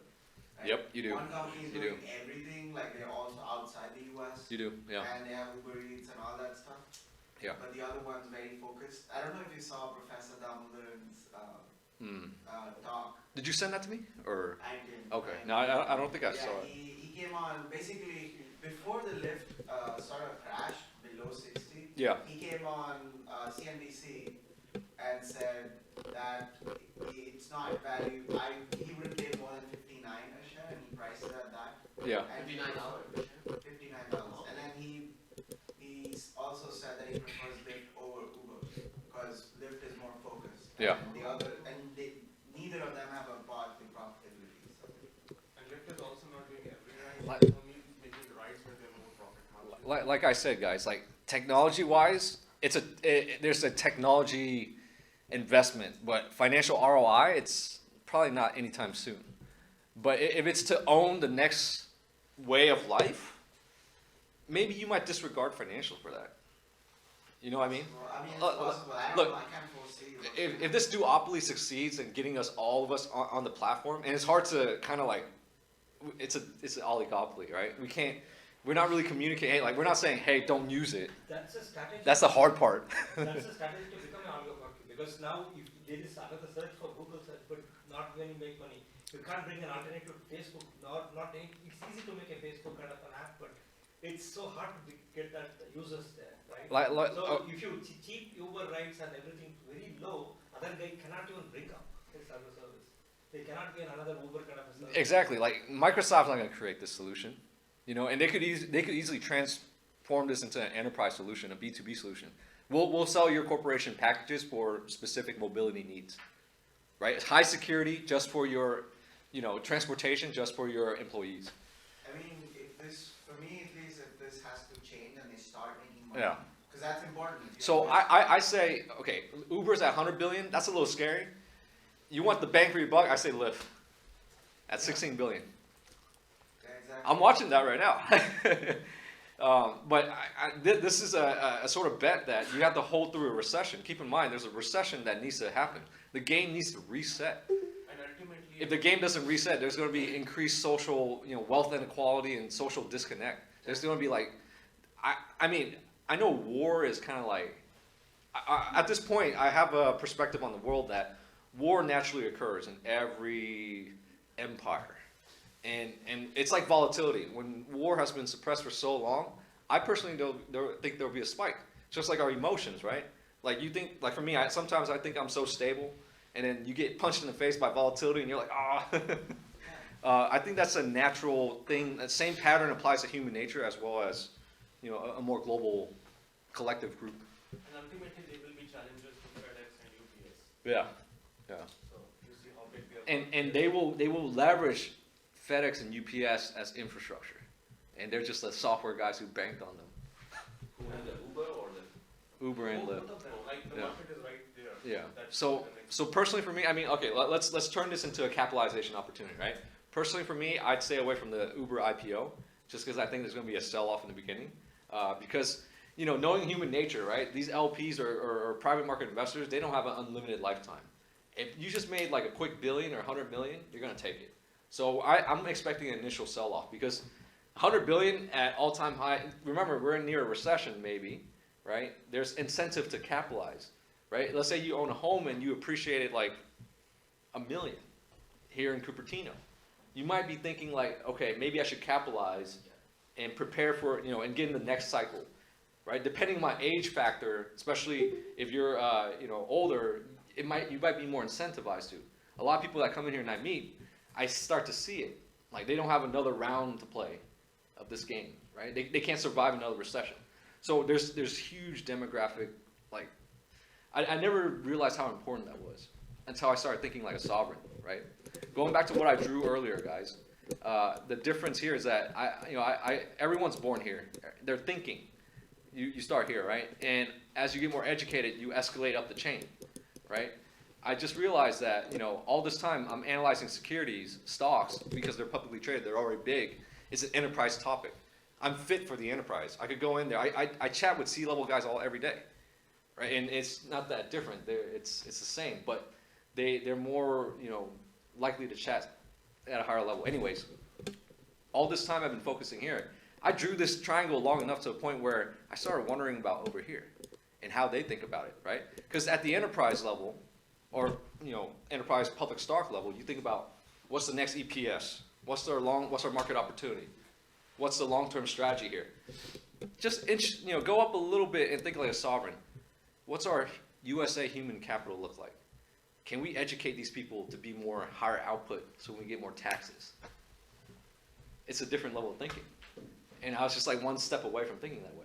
But now that I'm thinking that way, and I want to run my own enterprise or whatever, it's like, it makes a lot of sense because now there's employees have a market price. Are you paying that employee market price? Wage inflation is pretty high.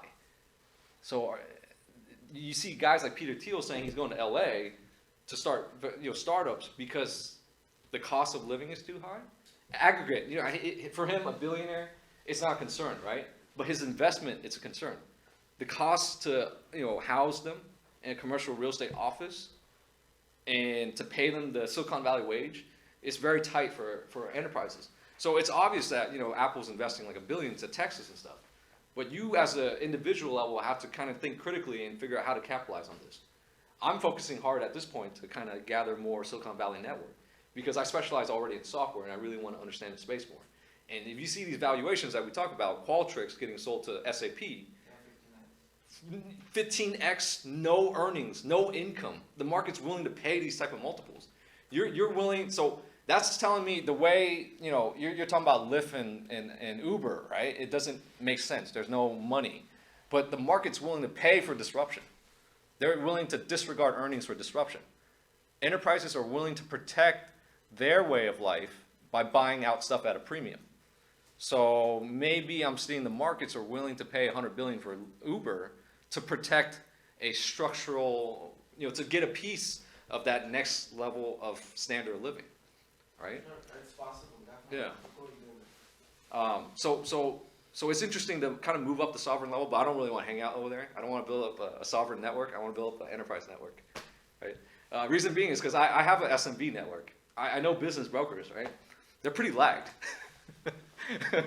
When I talk to them, I can't really talk about software, hardware, maybe hardware, but they're just in a different time frame. But when I meet with you guys for 2 years now and meet all the engineers, like SK has brought me like a wealth of knowledge, right? I'll say something about software, hardware. This group has brought me a wealth of knowledge. I'll say something about hardware, software. You guys will correct me or further enlighten me somehow. So this is and there's probably nowhere. Where else do you have a Silicon Valley with high clustered amount of engineers, right? I personally believe at this point that everyone's interaction in here, when you go to a cafe or whatever, you have a world-class interaction, you just don't know it. Economically, right? Because I made a tweet the other day. I'm at this cafe, in front of me on my left is a Google engineer, and then in front of me directly is an Elastic engineer, and then on my right is a Neo engineer. Where are you gonna get that? Where are you gonna get that level of human capital face to face? And if you're like a salesperson, selling in person is completely different from selling over the phone. It's just in person you see the person's energy, enthusiasm and excitement, and maybe even see their honesty, right? That's why I don't want to. I want a free trip to a week in like Cabo, and I was like, no, I don't want to go to Cabo for a week. I'm not missing out on Silicon Valley. Anyways, sorry to digress, guys. Yeah. So, Uber, by going IPO, what they want to Hey, welcome. use the money for? Usually in the H1 they specify where they're going to use the money for. Are they going to invest in something technology? Yeah, yeah. Or you know their existing tech? What's their use for the We have to do further reading. Yeah, I mean, you can only get through so many 10Ks or prospectuses in a day.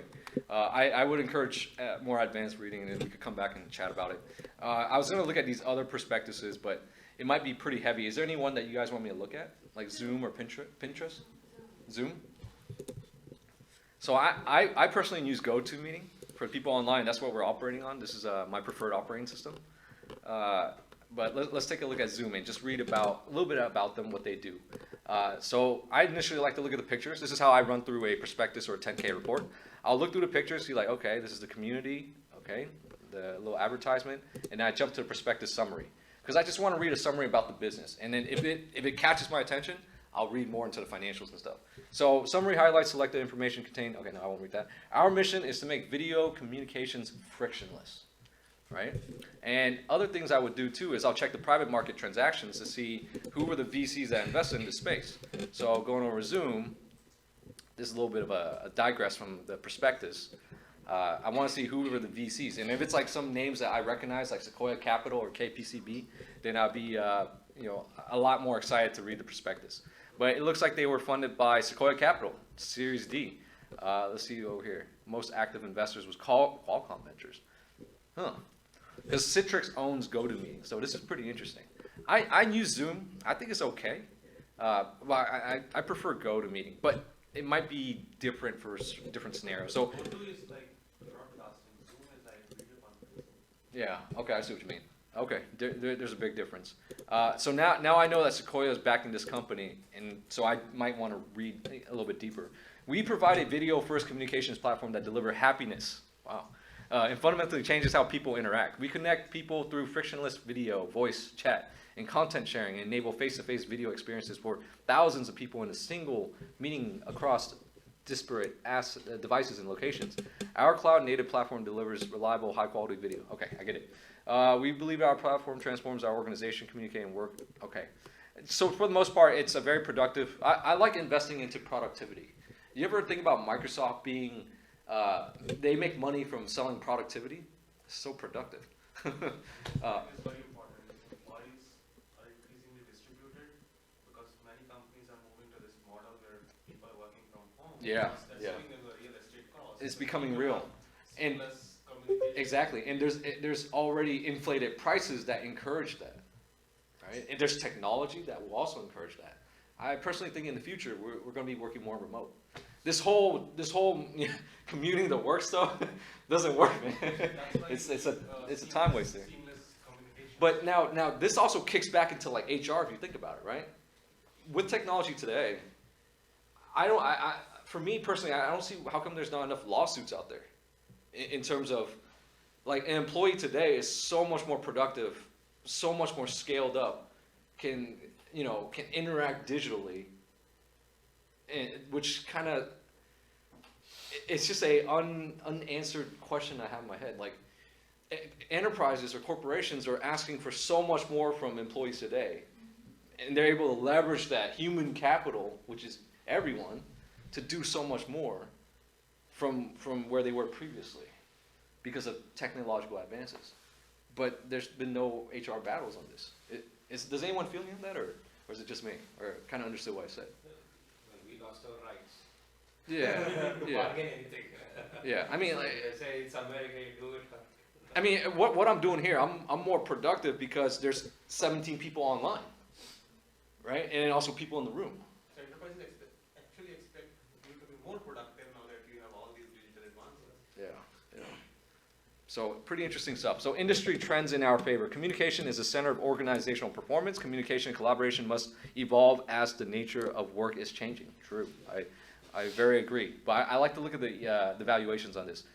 Employees are increasingly distributed. Agreed. Organizations seek to drive deeper engagement in employees, customers, and partners. Yes, engagement is very important in social media as well as physical workplaces. Workforce demographics are changing. Let's see what I actually want to read this. Shifting demographics alongside increasingly distributed workforces. Actually, a little message. I'm okay to take this longer than 2 hours, but it's already 2 hours. If you guys want to leave, feel free. It's not rude to me or anything. just let me know. Because I think this might go 30 minutes or even 45 minutes after. So you guys are welcome to stay. If you're thirsty, there's water in the kitchen. Feel free. There's the bathroom on the left. Because then after 2 hours, it's kind of like, oh man, when's this guy gonna stop? Workforce demographics are changing. So shifting demographics alongside increasingly distributed workforces increase the need for effective ways to communicate beyond in-person meetings. For example, millennials currently make up 35% of the U.S. workforce. I like how they're kind of, see, they're paying attention to the demographics. So as an entrepreneur, I would praise them for this. Like you know your target market, you know the demographics are changing. You're thinking very like an enterprise to a sovereign level person. This population values agility and flexibility in their work environment, and millennials expect technology to meet their needs and work seamlessly. So this is a time play, you know. I could see it happening. The disconnect between, you know, organizations and their age of workforces. It's just different operating systems, huh? Yeah. Employees are influencing IT decisions. Employees are increasingly the primary force for IT modernization at work. If that's the case, then we got to sell to end users. That's the great way for enterprises to deploy to market. As they bring the latest technologies. Are you looking for water? Yeah, just go to the corner in the back. It's just a kitchen. Feel free to grab some tea as well, anything you like. So also the workforce is demanding that. It's pretty interesting. Organizations need a comprehensive platform that enables modern communication.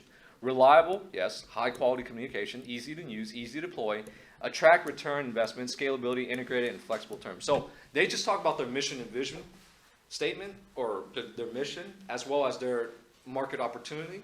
They talk about the business's problems. So if you want to become a great stock market analyst, it's not just looking at financials and technicals, right? What we did right here is we actually look at their product, their proposed product, who their customers are, why the social change, the technological change. Hey, thanks so much for coming. Yeah. So this is how I kind of learn about the different angles. You read these reports long enough, you're like, wow, they're so interesting.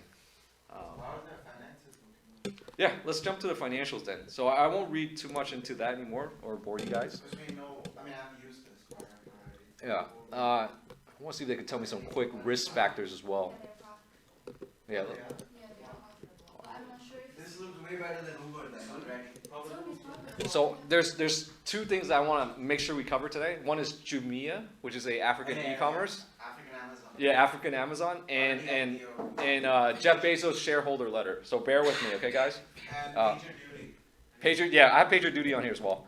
I actually got it. So revenue, let's see, 2019, they are increasing. There's a lot of growth. I see the difference, 100% over here. So that's good. Gross profit, not bad. Let's look at their net income. Are they taking anything home? They are taking, they're taking quite a bit, 8 million. Okay. 8 million times about 10. Is that right? 10, 20. What's the market cap for this? Is that a loss? That's an income, right? No, it's an income right here. And then after other stuff, net. Yeah, so they have a positive right here. Undistributed earnings, participating securities. Huh? This is in millions, right? Yeah, in the millions. Or in thousands. Yeah, so you add 3 zeros over here, so it's in the millions. Basic. So they're not that big. This one already IPO'd, right? Let's see. No, not yet. I need to look at a market cap. Let's see. You know what price they're talking about for Zoom? Before it was 15, but right now I don't know anymore. I think 15 to 17. Before it was about So I need to know how many shares outstanding, and then I can get an idea of The market cap, right? yeah. So I'll take the shares and I'll times it by So it will 15. say Zoom is valued at valuation. Who's the closest listed competitor? Sequoia's in this. Did we talk? Okay. All director. I don't think this is the total shares outstanding, but I'll take this.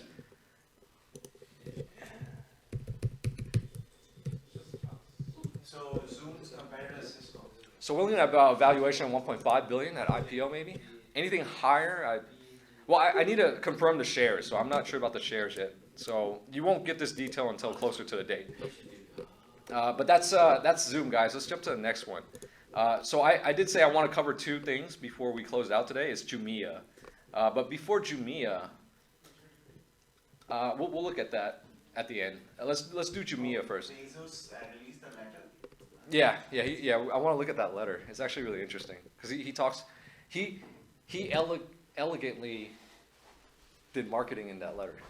He's like, we provide great specific database workload services through DynamoDB, machine learning through SageMaker. He advertised in that letter. It's $28 to $32 per zone. 20 to 22. 28 to 32. So that might be even up to 5 billion in valuation. They have the distance of being profitable while also growing 100%. Yeah. So you have to understand that technology, as a software analyst or looking at technology stocks, they do trade at a higher premium. The only way to learn it is to look at enough technology stocks to kind of know what the premium is. Oh shoot! Oh, thank you. It's 8 billion, 8.9 9 billion. Yeah, 8 to 9 billion. Market value. That's Let's huge. see. Office Meetup. This looks more promising than Uber, at least in the beginning. Because the profitable is growing over 100%. Okay, so let's look at Jumia. Sorry, I was wiping some water right here, but let's look at Jumia. You guys ready for that? Let's look at the charts first, because I think you guys are hungry for charts. JMIA. Oop. I know, right?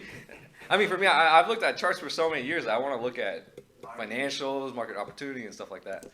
And even the corporate headquarters. So you guys know I like to drive by corporate headquarters and kind of stalk the layout, right?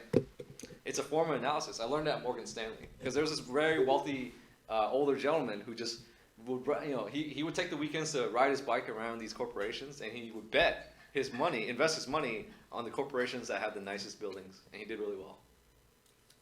I mean, that's how it's generally. Yeah. So this is the IPO right here.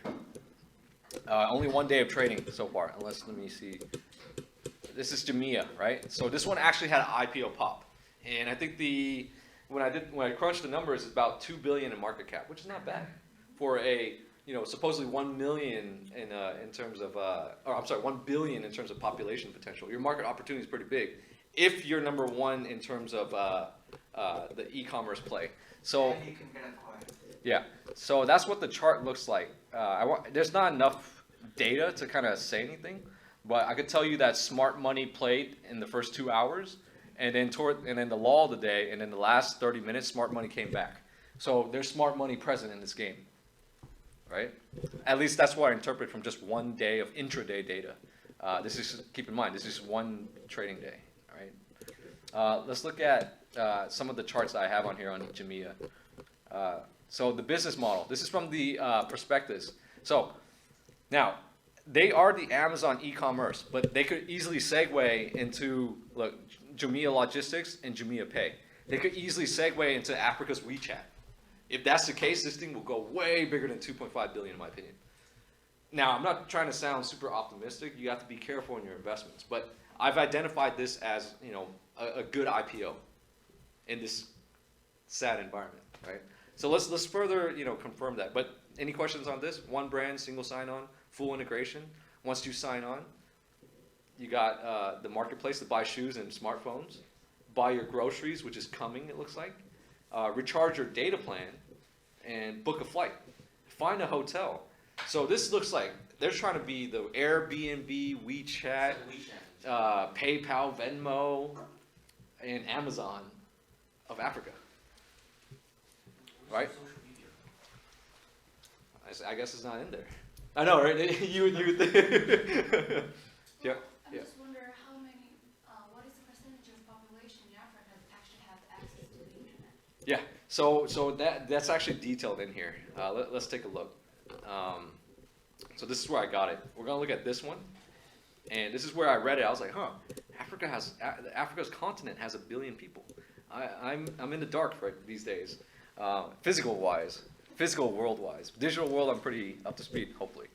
We have a unique local expertise and execution to help businesses connect with the fast growing African population. So this is our stock analysis. Ticker symbol is JMIA, okay? In case you guys are wondering. So they are a marketplace. You see, I'm gonna annotate this, so I'm gonna pull this out. They're a marketplace. So on the left, you got sellers. On the right, you got consumers, buyers, right? So they do brands, local sellers, cross-border sellers. What else? Brand building, unique data, seller financial services. That's pretty big too. Every economy, when it matures, it's gonna need like insurance. I wouldn't say need, but the culture of the world kind of sells this type of need, right? A financial services need, an insurance need. I've been on that side. That's why I kind of see it. Integration with Jumia logistics, localized seller center interface, access to a large and growing consumer base. So that's the seller side right there, guys. On the right side is the consumers, 1.2 billion. Okay, that's where I was like kind of shocked. 453 million internet users. Is that what you're asking? How many people are online? And then 4 trillion in spending, consumer spending. So that statistic for the 453 million online is right here. This is the source from World Stats as of 2017. So if we know it's 1.2 billion in population and only 50% are online, there's further expansion of that market opportunity to sell into it or to enable users. But also, if they are truly a leader in the e-commerce space, as well as being the WeChat and the Airbnb, this is substantially not priced high. So judging from the IPO pop, even though it's already gone and people are like, no, it got away, I think this one has further upside. Educational opinion only, okay? Not a recommendation. So we can buy this stock right now? Yeah, it's ADR. Oh, ADR, okay. Yeah, that's the beauty of the financial system, right? I could sit here and own a African business. Those are powerful words that not a lot of people think about today, I feel. I could sit here in California and own an Africa business. Or I could go build a California business that's only local, right? So this is why VCs really invest in these segments. Does all of Africa have infrastructure for shipping or deliveries? I'm not sure about that, but that's something to think about as well, right? We talk about, I mean, some of the Chinese small-time boutique manufacturers that I talk to, they're working, networking, doing private transactions with people in Africa, which is pretty interesting, right? Seeing that some people here try to do business with China, trying to do business with Africa. I have a friend, he's African, and he knows I run an investment club, right? And he's like, okay, like, get your investors to invest in this awesome market opportunity. It's in Africa. The sea, we're gonna invest in seafood in Africa. So basically buy vessels with the investor money and go out into the sea and pull the shrimp and fish out. And I'm like, wait, hold on, man. The guys I know are in Silicon Valley. They don't roll that way.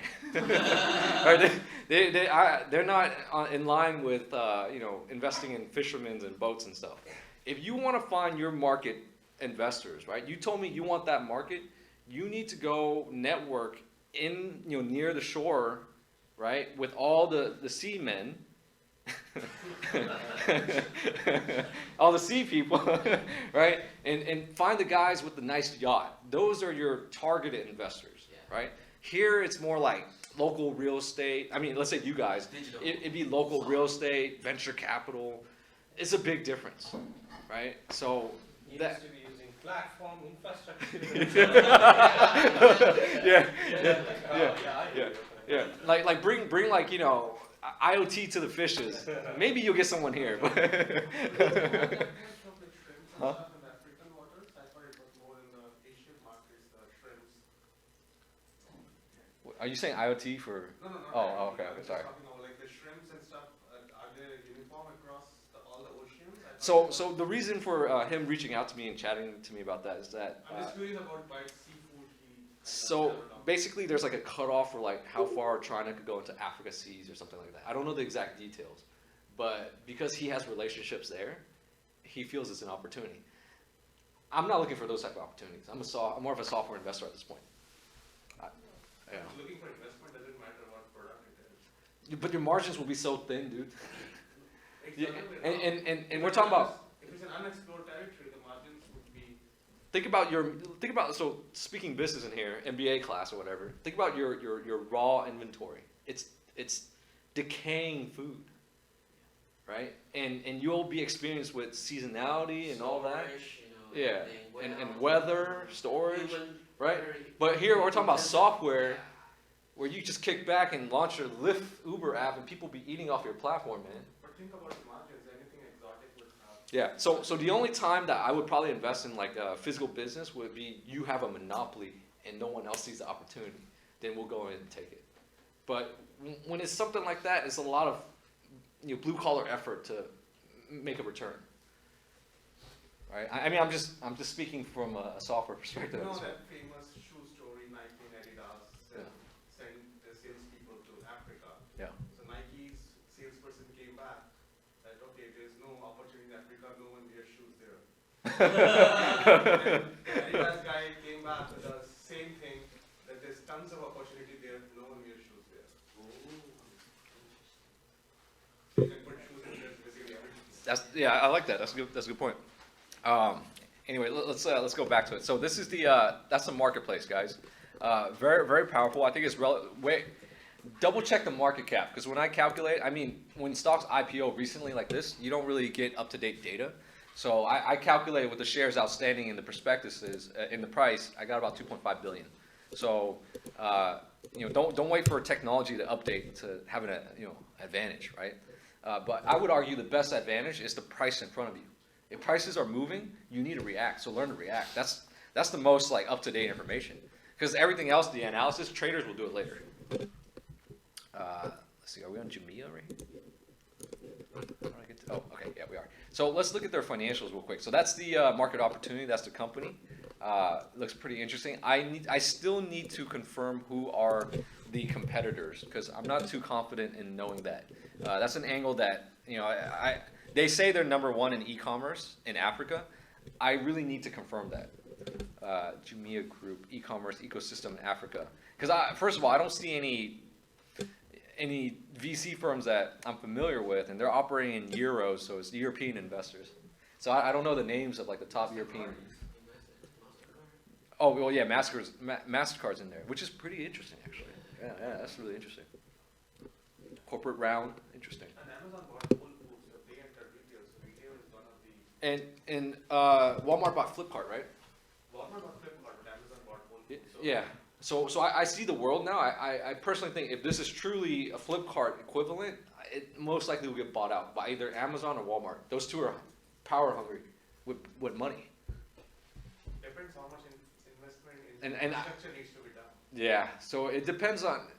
I mean, Walmart bought Flipkart, then all the groundwork was done. The heavy lifting was done by Flipkart. It's funny when we talk, right? And when you say infrastructure, I know exactly what infrastructure you're talking about. You're talking about like the storage and networking and the hardware.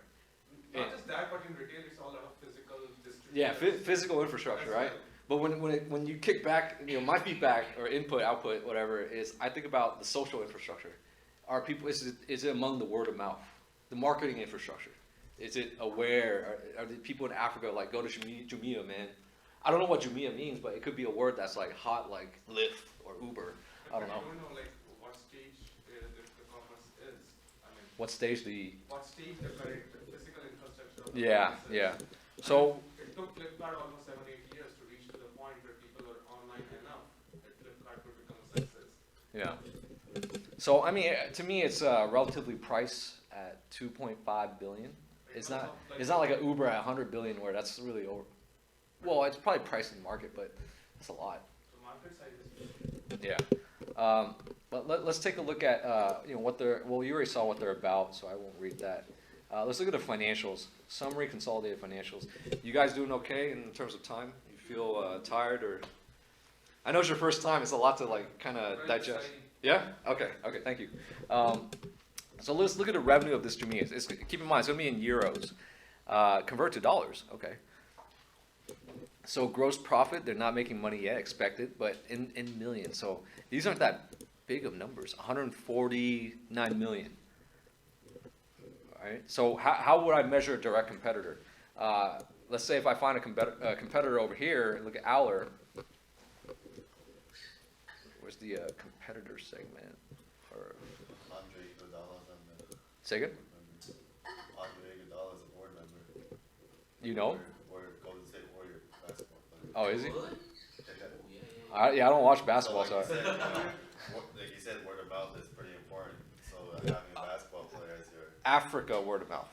Oh, yeah. That's the one I'm concerned about. But among basketball players, yeah, why not? Especially ones that have a lot of money. Travelocity is one of Jumia Travel's top competitors. Travelocity was founded in 1996. Jumia competitors and comparable companies include Amazon, Conga.com. Interesting. Thanks, Doris. That's all Africa has in infrastructure.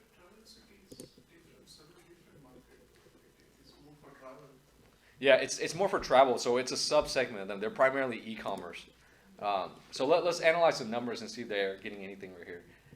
Gross profit, operating loss, so they're lost for the year. So they're at a loss, and it's lost for a year. This is a European-style financial statement. Maybe they purchased the AWS based. That's a good comment. I'm not too sure on that. That's interesting, huh? So eventually Amazon may end up buying.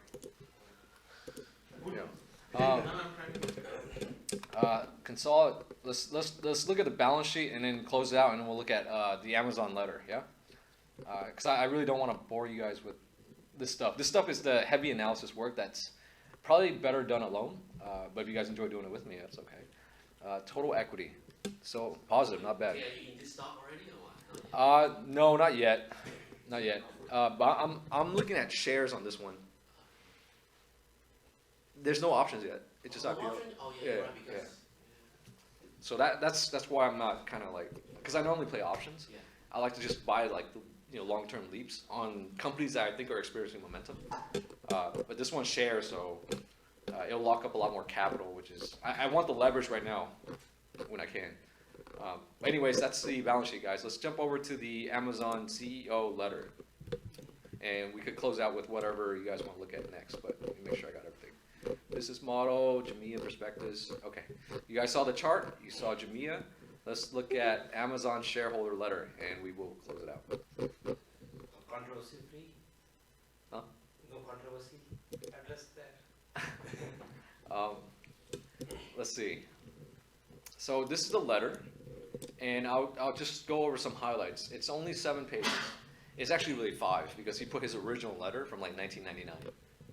Right? This is a man who's been consistent with something for 20 years. Something that I'm hoping to be with this investment club as well. Of course, this investment club will get to a point where I won't be here every Sunday for a month. It might be like once a month when I get older. But for now, it's still pretty fun. So. Huh? Your own IPO too? I'll have my own IPO. Yeah. Well, if I, to really penetrate global operations, you don't do it alone. And I'm starting to understand why VCs they themselves are building their networks. Like why is A16Z and Andreessen Horowitz building a podcast? Like why do they care so much about building a podcast? They want more LPs. They want more limited partners. So it makes sense. It does you no good by, in my opinion, holding yourself away from the streams of the market. I know a lot of people are uncomfortable with that, saying don't talk to strangers.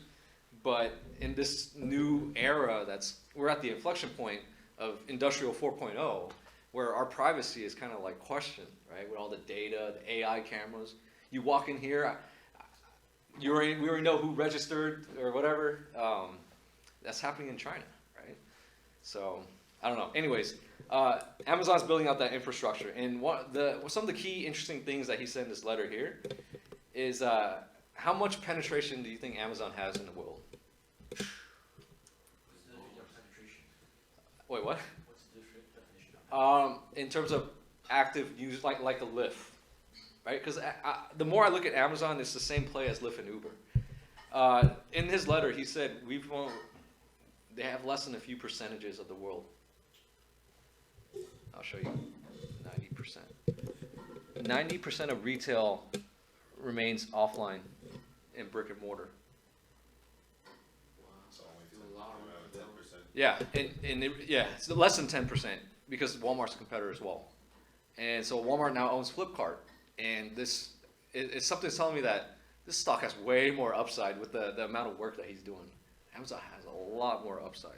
And the beauty is that this is a publicly traded security where you have a strong, let's say, money manager, CEO, executive, whatever, who really knows how to replow the money back into strong investments. Right? So he's constantly bringing momentum to the investors. And he's consistent too. And I understand the grind. You know, not like 17 years like the Rock type of grind. But I understand of the power of consistently doing something and perfecting your art, and even in like, you know, times of doubt and you're not feeling it, you still got to do it. That to me is like, it's a sort of discipline that you have to acquire somehow. But yeah, that's one of the comments that he made. I highlighted. Let's read it to you guys. I had to shoot me over here, but let's read this. So let's see. To our shareholders. Hey, thanks for coming, G-Nash. I hope it wasn't too much information. Yeah. Okay. Thanks, man. Something strange and remarkable happened over the last 20 years. Take a look at these numbers, right? From 1999, 3% to 2018, 58%. Third-party sales have grown from 3% to a total of 58%. Today, the Amazon platform is 58% third-party, right? So when I analyze, going back to that market structure, the SMBs, the middle markets, I'm looking at physical SMBs. But little did I realize the bulk of SMBs and middle markets are digital now. Or at least it sounds like a good chunk of them, right? These guys are the wealthy ones that are benefiting from technology. Third-party sellers are kicking our first-party butt badly. So they've really, so I interpret this as more people on their platform are third-party than they themselves delivering products. Is that right? Did you guys interpret that same way? That's how I sort of interpret it. 58% are third parties again. Now, another one that I highlighted, but we're also optimistic about specialized database for specialized workloads. So in the beginning, he talks about Amazon.com, the retail website. Little do people know the other 50% or 40% or whatever is AWS business model. And within AWS, they offer very different solutions for technology infrastructure, right? Oh, you want to build a higher powered application called Lyft? You're going to need AWS, right? AWS what though? So he, in my opinion, he elegantly really marketed himself through this letter, saying optimistic about specialized database and specialized workloads. And it really articulates to me where a gentleman of, you know, his amount of accomplishment sees opportunity. He talks about opportunity in time series databases, in key store databases, if you guys know a database market, and ledger solutions, Amazon Quantum Ledger Database. Is that blockchain or is that something else?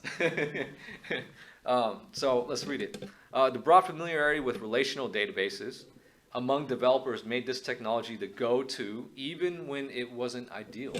So if you guys know Oracle and stuff, the legacy economy, the old economy is operating on relational databases due to cultural, I shouldn't say insecurity, but just previous culture, society's culture, right? Remember how I tell you guys so many times that parents are still sending kids to expensive institutions or schools that have been priced up because of inflation, when VCs are betting the other direction, cheaper education that's leading versus lagged education for a high price. So today, the old world's still buying lagged education for a leading price when you could come to this club for free. Well, I mean, that's an example, right? I'm not talking about this club, but VCs are investing into places like Udemy, Coursera, Udacity, so-and-so. Yeah, we'll jump to that in a bit. So key value stores, so he sees opportunities in these. So when I read something like this, I just realize, like, okay, key value stores, I'm thinking of MongoDB, right? That's a competitor. Okay, well, I guess I won't read all of it. The next part, imagining the impossible. Amazon today remains a small player in global retail.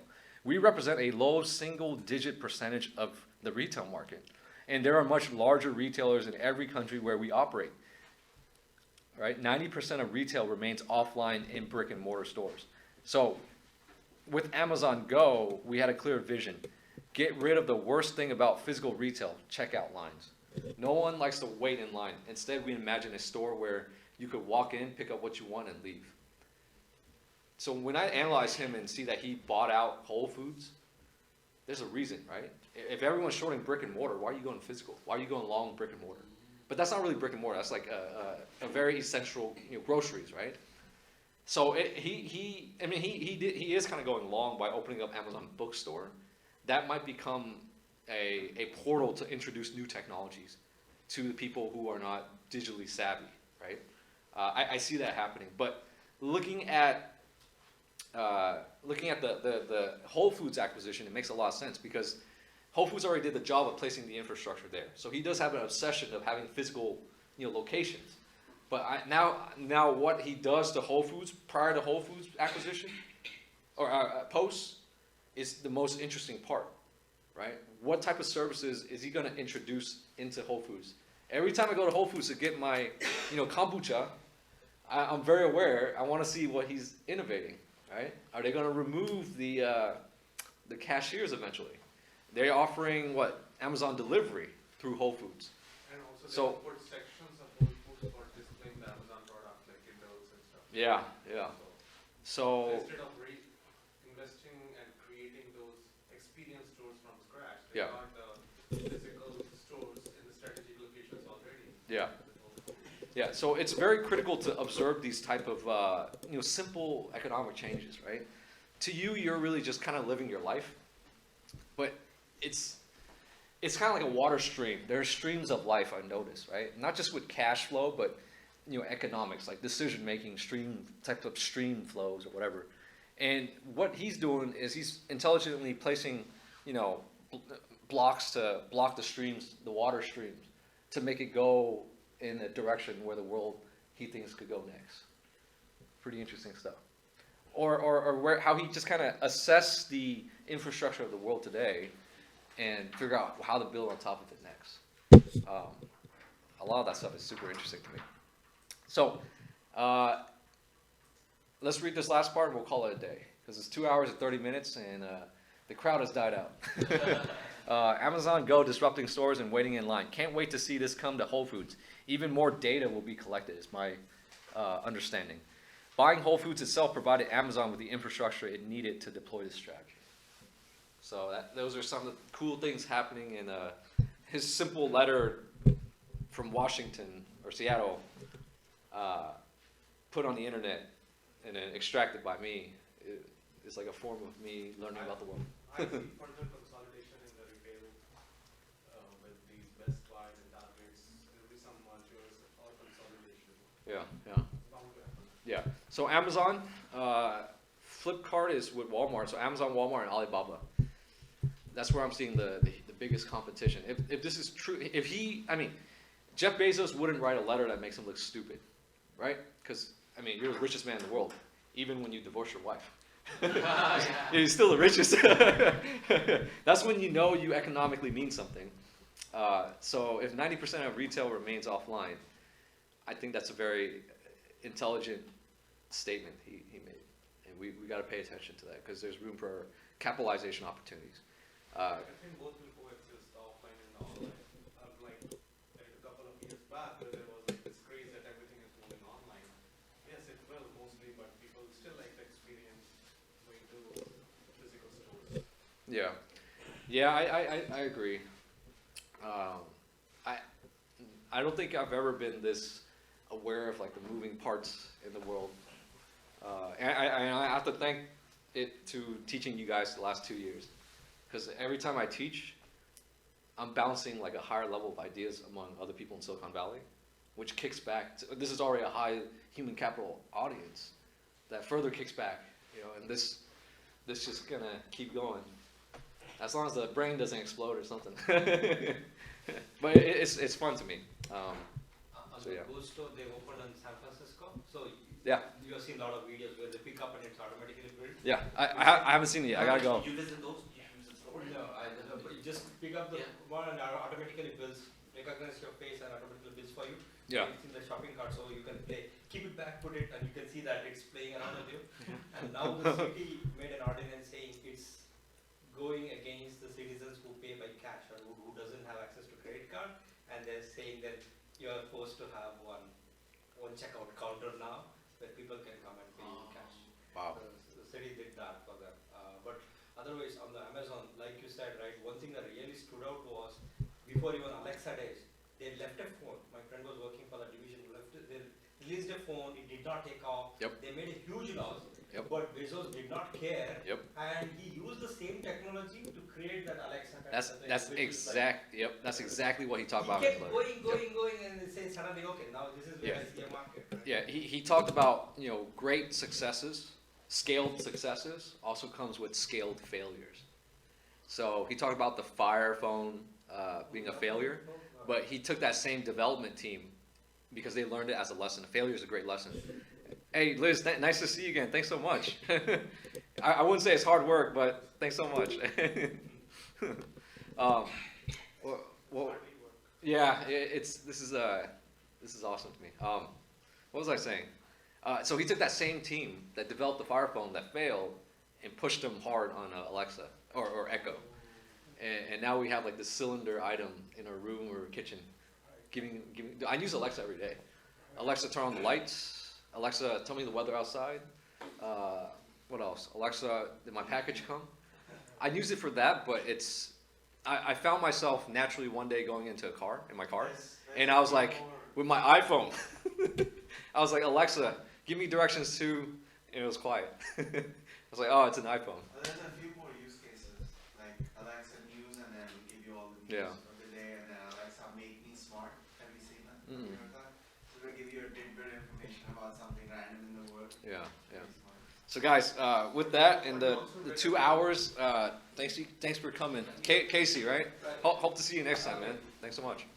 Recently about some humans actually listening to all the conversations. Yeah, I saw that. It's interesting. So I think at some point again it will be this debate of privacy and how much you can trust, because there's a humans listening on the other side to all the conversations. Yeah. Even when you're not talking to Alexa.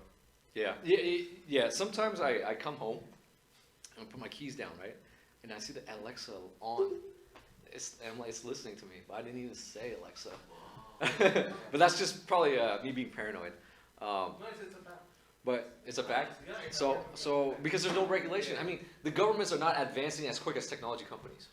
They are using it for training, and initially when they released this voice technologies, none of them recognize my voice. Now Alexa could recognize whatever I say. I do it in any tone I tell it recognize. So I mean, they tell you that they are discarding everything else until they hear this keyword Alexa. Right. They're listening to you all the time. No, And only when it hears it. you could go on your phone and you could replay your voice. That's the crazy part. Yeah, like it's recorded, it's kept. I developed an app on Alexa, and I can register an intent, but I will never hear consumer voice. So for example, on your Alexa, I can install my app, but I will never get your voice or what you said. I will just get your intent. So Alexa uses your voice and gives me some set of constructs, right? Some kind of hashtag, and those hashtags mean something in my app. So as a developer, I don't have, but inside Amazon, everybody can do it. Right. Everybody can listen to it, or if an Amazon employee can listen to it and say, okay, you said watch, but I heard it as water, so then they will change their code accordingly. So, but as a developer, I will get just a hash word. Interesting. So I think it's kind of reaching this closer to the Facebook. Hey, I gotta say, I love all the developers that come in here. Most sophisticated people. The kind of issues that Facebook had with the privacy and everything, like who is reading what, where the information is going where. Yeah. I think then with Alexa maturing, these things would bug Amazon too.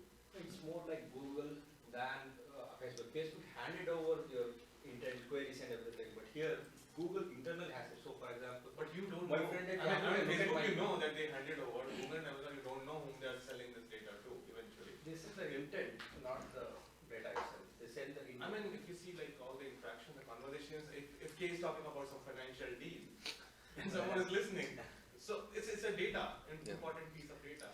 Yeah, there's data today where it's like our GPS, like people are buying our GPS location. And I've seen it. There's a company in SF that's doing this, and what happens is they're not. I mean, it's not super like. Okay, they're taking that location data, and they're aligning it with another database of data in terms of like where are they at the mall, to see how long you spent in that mall. Even in Alexa, you see like you talk to Alexa about some product. Yeah. And the next moment on your laptop it's seeing ads. Well, yeah. So they are leveraging your interactions. Yeah, and they're betting big. I mean, if we know this, my take is, because I see strong human capital that comes in here. There's room to create like the next enterprise software, or at least strong software. And you already know there's nowhere else in the world that you can do that, besides like New York, but not in Sydney. You won't have the human capital, right? Hey, thanks. Hey, thanks, man. Yeah. So. But I believe it's also going to give rise to new voice networks, voice social. Yeah. Like the social network was like 1.0. Yeah. Facebook did. Yeah, social voice network. I agree, 100%. Where you'll be like, play this chat room and people will be talking in there or whatever. That would be one, and then the commerce also will happen mostly over voice. Yeah. Alexa order this. Yeah. You make it for fun or what? Yeah. I was making it for fun. Okay, I'll send you a link. You get up. Wait, what? Telegram. Okay. Which app did you make? I made a like a small app to I made a cricket skills and stuff. yeah. I just that on the Cascade Linux command. Oh, sorry. How do I find something and then it gives you a still command. Haven't met you yet. But nice to meet you. I'm okay. Yeah, thanks, this is great. I think I've met you before. Yeah, I was here 2 weeks ago. Oh, you were? Okay. So I Okay. was wondering, like, you know how, I guess, I think it's a value. that money rotates around different areas. In the markets? Yeah, well, not necessarily the stock market, but like in the last, I guess maybe year and a half, the market's been ramping up quite a bit. So I guess money's been pushing into the market, and like maybe 3 to 7 years ago, money was kind of more in the real estate. What other areas do you think money could go to? It's tight because when I analyze it, corporations are looking for upside as well. It's so hard right now that venture capital investments are being invested in with loss, with no earnings. So the real estate upside, the more we bet it up, it's going to get tighter socially. Because like The stock, same thing, wealth gap. real estate, I mean, like, for instance, buying houses, it's kind of trailed off in the last year and a half, and I think a lot of that money's been going to stock markets instead. It goes everywhere. So I was wondering, what other areas do you think money can go to? New inventions, cryptocurrencies. And it's all like the logic is that it's going there because it has nowhere else to go. You know what I mean? People don't like putting money in just cash, for instance. So here, can I get everyone's attention real quick?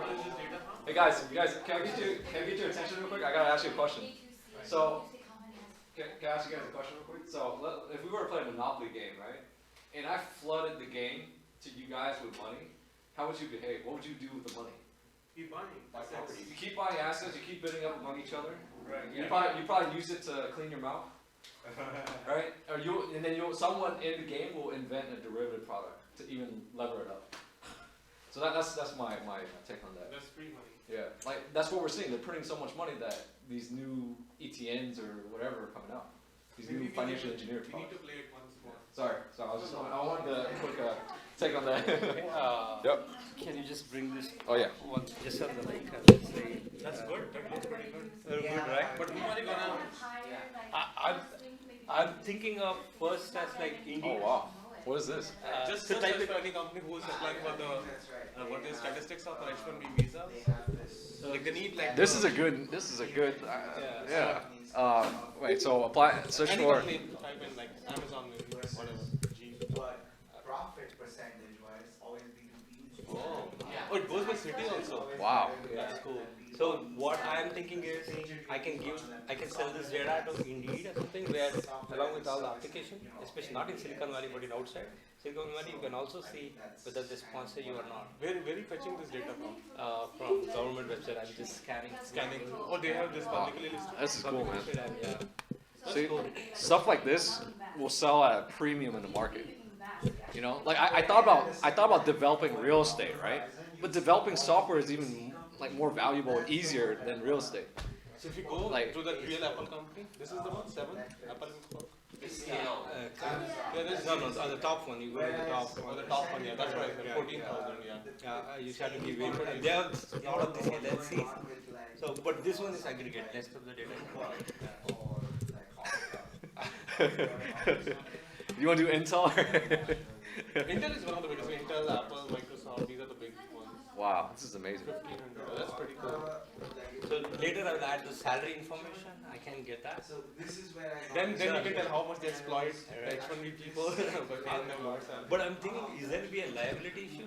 This data is public. No, you just. If it's public, I don't think It's so. not that you Yeah. have added something. Yeah. You're just visually putting in a nicer way. Yeah. Public data. Yeah. Hey, but stuff like this is good stuff. Oh, the IPO I want to somehow talk with somebody like Indeed and say, when you're posting a job, Yeah. also post them saying that, not statistics, but put something that whether you sponsor visa Should be, you know, how many and other. It's like Redfin, it tells you other statistics, right? How many houses got sold in this area. Yeah, and yeah, blah, they're, blah, they're, blah. they're selling services like that. You just gotta have your target down, right? Yeah, it's just like a value-add information. Yeah. And probably some Gla- ad Gla- revenues. Glassdoor is doing exactly this. Just we give the salary information, it becomes little. But I mean, if I were you, if you could do stuff like this, I say keep developing on Amazon Voice, because you're getting funded by Amazon because they want to win. It's They had yeah. a $1,000 contest also last January. That's when I participated. I didn't win anything, but at least that was an incentive. I do that every quarter. They give me $100, $200 AWS credits, and I use it for doing this one. Okay. But I'm thinking of putting ads here. There's a lot of this space left, so I can put Oh, some. all these consulting companies ads you can put like the ones who sponsor right, small consulting. No, Tons of them in Fremont and stuff. More like Google Analytics. Just put them Google Analytics, Google Ads. Sorry. Like, I was wondering, like, are you trading full time? No, I'm software sales. Yeah. So I enterprise software sales. Yeah. Yeah, And how many are first timers? you can bring them with you when I was So I have a pretty flexible job that lets me. I don't work like 4 hours a day. It's kind of hard for me to trade when I'm at work. Yeah. So for sales, it's not. Sales is kind of like go out there and build relationships. Yeah. So I leverage that to do other stuff. And they give me a lot of technologies I can't let go yet. So like a database of executive contacts. So I'm looking to throw executive parties down the road in the sponsor facilities. Yes, it's amazing how it is. You get a sense of different aspects of the market by talking to all sorts of people. Yeah. So if I could communicate like them, they're gonna wanna. If I could bring value in terms of information, they're gonna want to network. So if I could build more enterprise executive level guys, girls, then my startup failure rate is very low, and that's trading at a high multiple. So bringing a startup from 1 million to 5 million, 1 million sells for 15. 5 million sells 5 times 15. Yeah. So having a network will, I mean, yeah, it could serve you in a consumer model, but I think the enterprise one will really take you to like 100 millionaire. Yeah, because most people when I talk to them, a lot of people just have like their hustle is only like 1 to 5. They're only thinking about how, like, they don't know it, but they're looking at ways to make up to 5 million. But then like you meet the guys who are trying to find ways from 5 to 100, it's completely different. They're doing completely different stuff. Yeah. I was wondering, like, about the, I guess on a different note, for trading strategies, do you also do like technical analysis? And do you, because I'm looking at the major indices, the S&P, NASDAQ, and Dow Jones. It seems like it's reaching its high and it's kind of like a resistance level. And I'm wondering, like, how long can we be right on this rate of trading since November? There's a lot of R&D. You, me, and a bunch of fund managers that's the topic right now on Twitter. Twitter, some of the guys I respect, so there's a sentiment indicator. It's super high right now. So short-term wise, I can't really tell you. I think, but I know the irrational nature of the markets could keep going. So if it keeps going, there's going to be social issues. And I personally think the government will have some sort of incentive to come in and reset the market. Try to slow down a little bit. I don't know if slowing down will work. It's like the government's at a point where they need to reduce debt, reduce interest payments, and they need more money. They need more tax money. And they'll self-issue that. So the feds will buy the assets, the treasuries. And so their balance sheets are inflated. They're already in a tight spot from a financial perspective. From a social perspective, it's even worse because you want to control your people from a sovereign's perspective. You don't want to make them happy. You want to make them happy, or you want to make them happy. Or at least you don't want to make them unhappy. Yeah, yeah. So was it Medicare, Medi-Cal expenses, all that stuff? It's going up for them, and so I'm kind of scared with this all-time high stuff because it's different this time. No, like right now I'm confused. But yeah, of course, our job is to try to capture as much of the upswing as possible. Yeah. Yeah, the Fed. So I mean, trading is a constant. Like you gotta go back and do it, right? But now if you build a business, it kind of works for you. And elections. So I'm a big fan of big businesses because if I could own a big business in the future, I get that high value of income, and I don't have to do a lot. So I'm leveraging my earnings potential, but it just takes time. So that the whole VC stuff is sort of this networking stuff is a 10-year dividend play. The more direct pay would be like, let's say, real estate transactions, trading, working. I mean, what would be some of the indicators you would see that the market's about to turn around like in the next few months? Around the time you start entering your bull positions. Indices would be the primary, and then volatility and volatility futures, VIX and VIX futures, the futures curve, international markets as well. So like Nikkei. So look at the international indices. Yeah, because like you might see like the S&P 500 dip, but Nikkei in Europe is still going up. Japan and Europe is still going up. So I would probably buy, go long on stocks. But when they all dip together, that's when it's like, whoa. That's what we saw in November, December. Yeah, but I noticed that I guess your trading strategy is that you tend to buy these things which is like at least 3+ months out. 6 months typically. So I mean that's kind of, I guess you're not winning into it before it expires. You're getting out before that. Yeah, I'm more of a delta options trader. Yeah, I think you mentioned you write more, so you're more of a volatility and data. I've been pretty reckless. I've been selling a lot of puts lately. Selling a lot of puts? Yes. Yeah. Especially like the profile companies like Tesla, Apple, GE. Yeah, you're selling puts when volatility is low. Well, it depends on the instrument as well. I mean, but then I try to sell high Yeah, of course, volatile stocks still have good premium. Yeah. Let's see. I'm gonna close this out.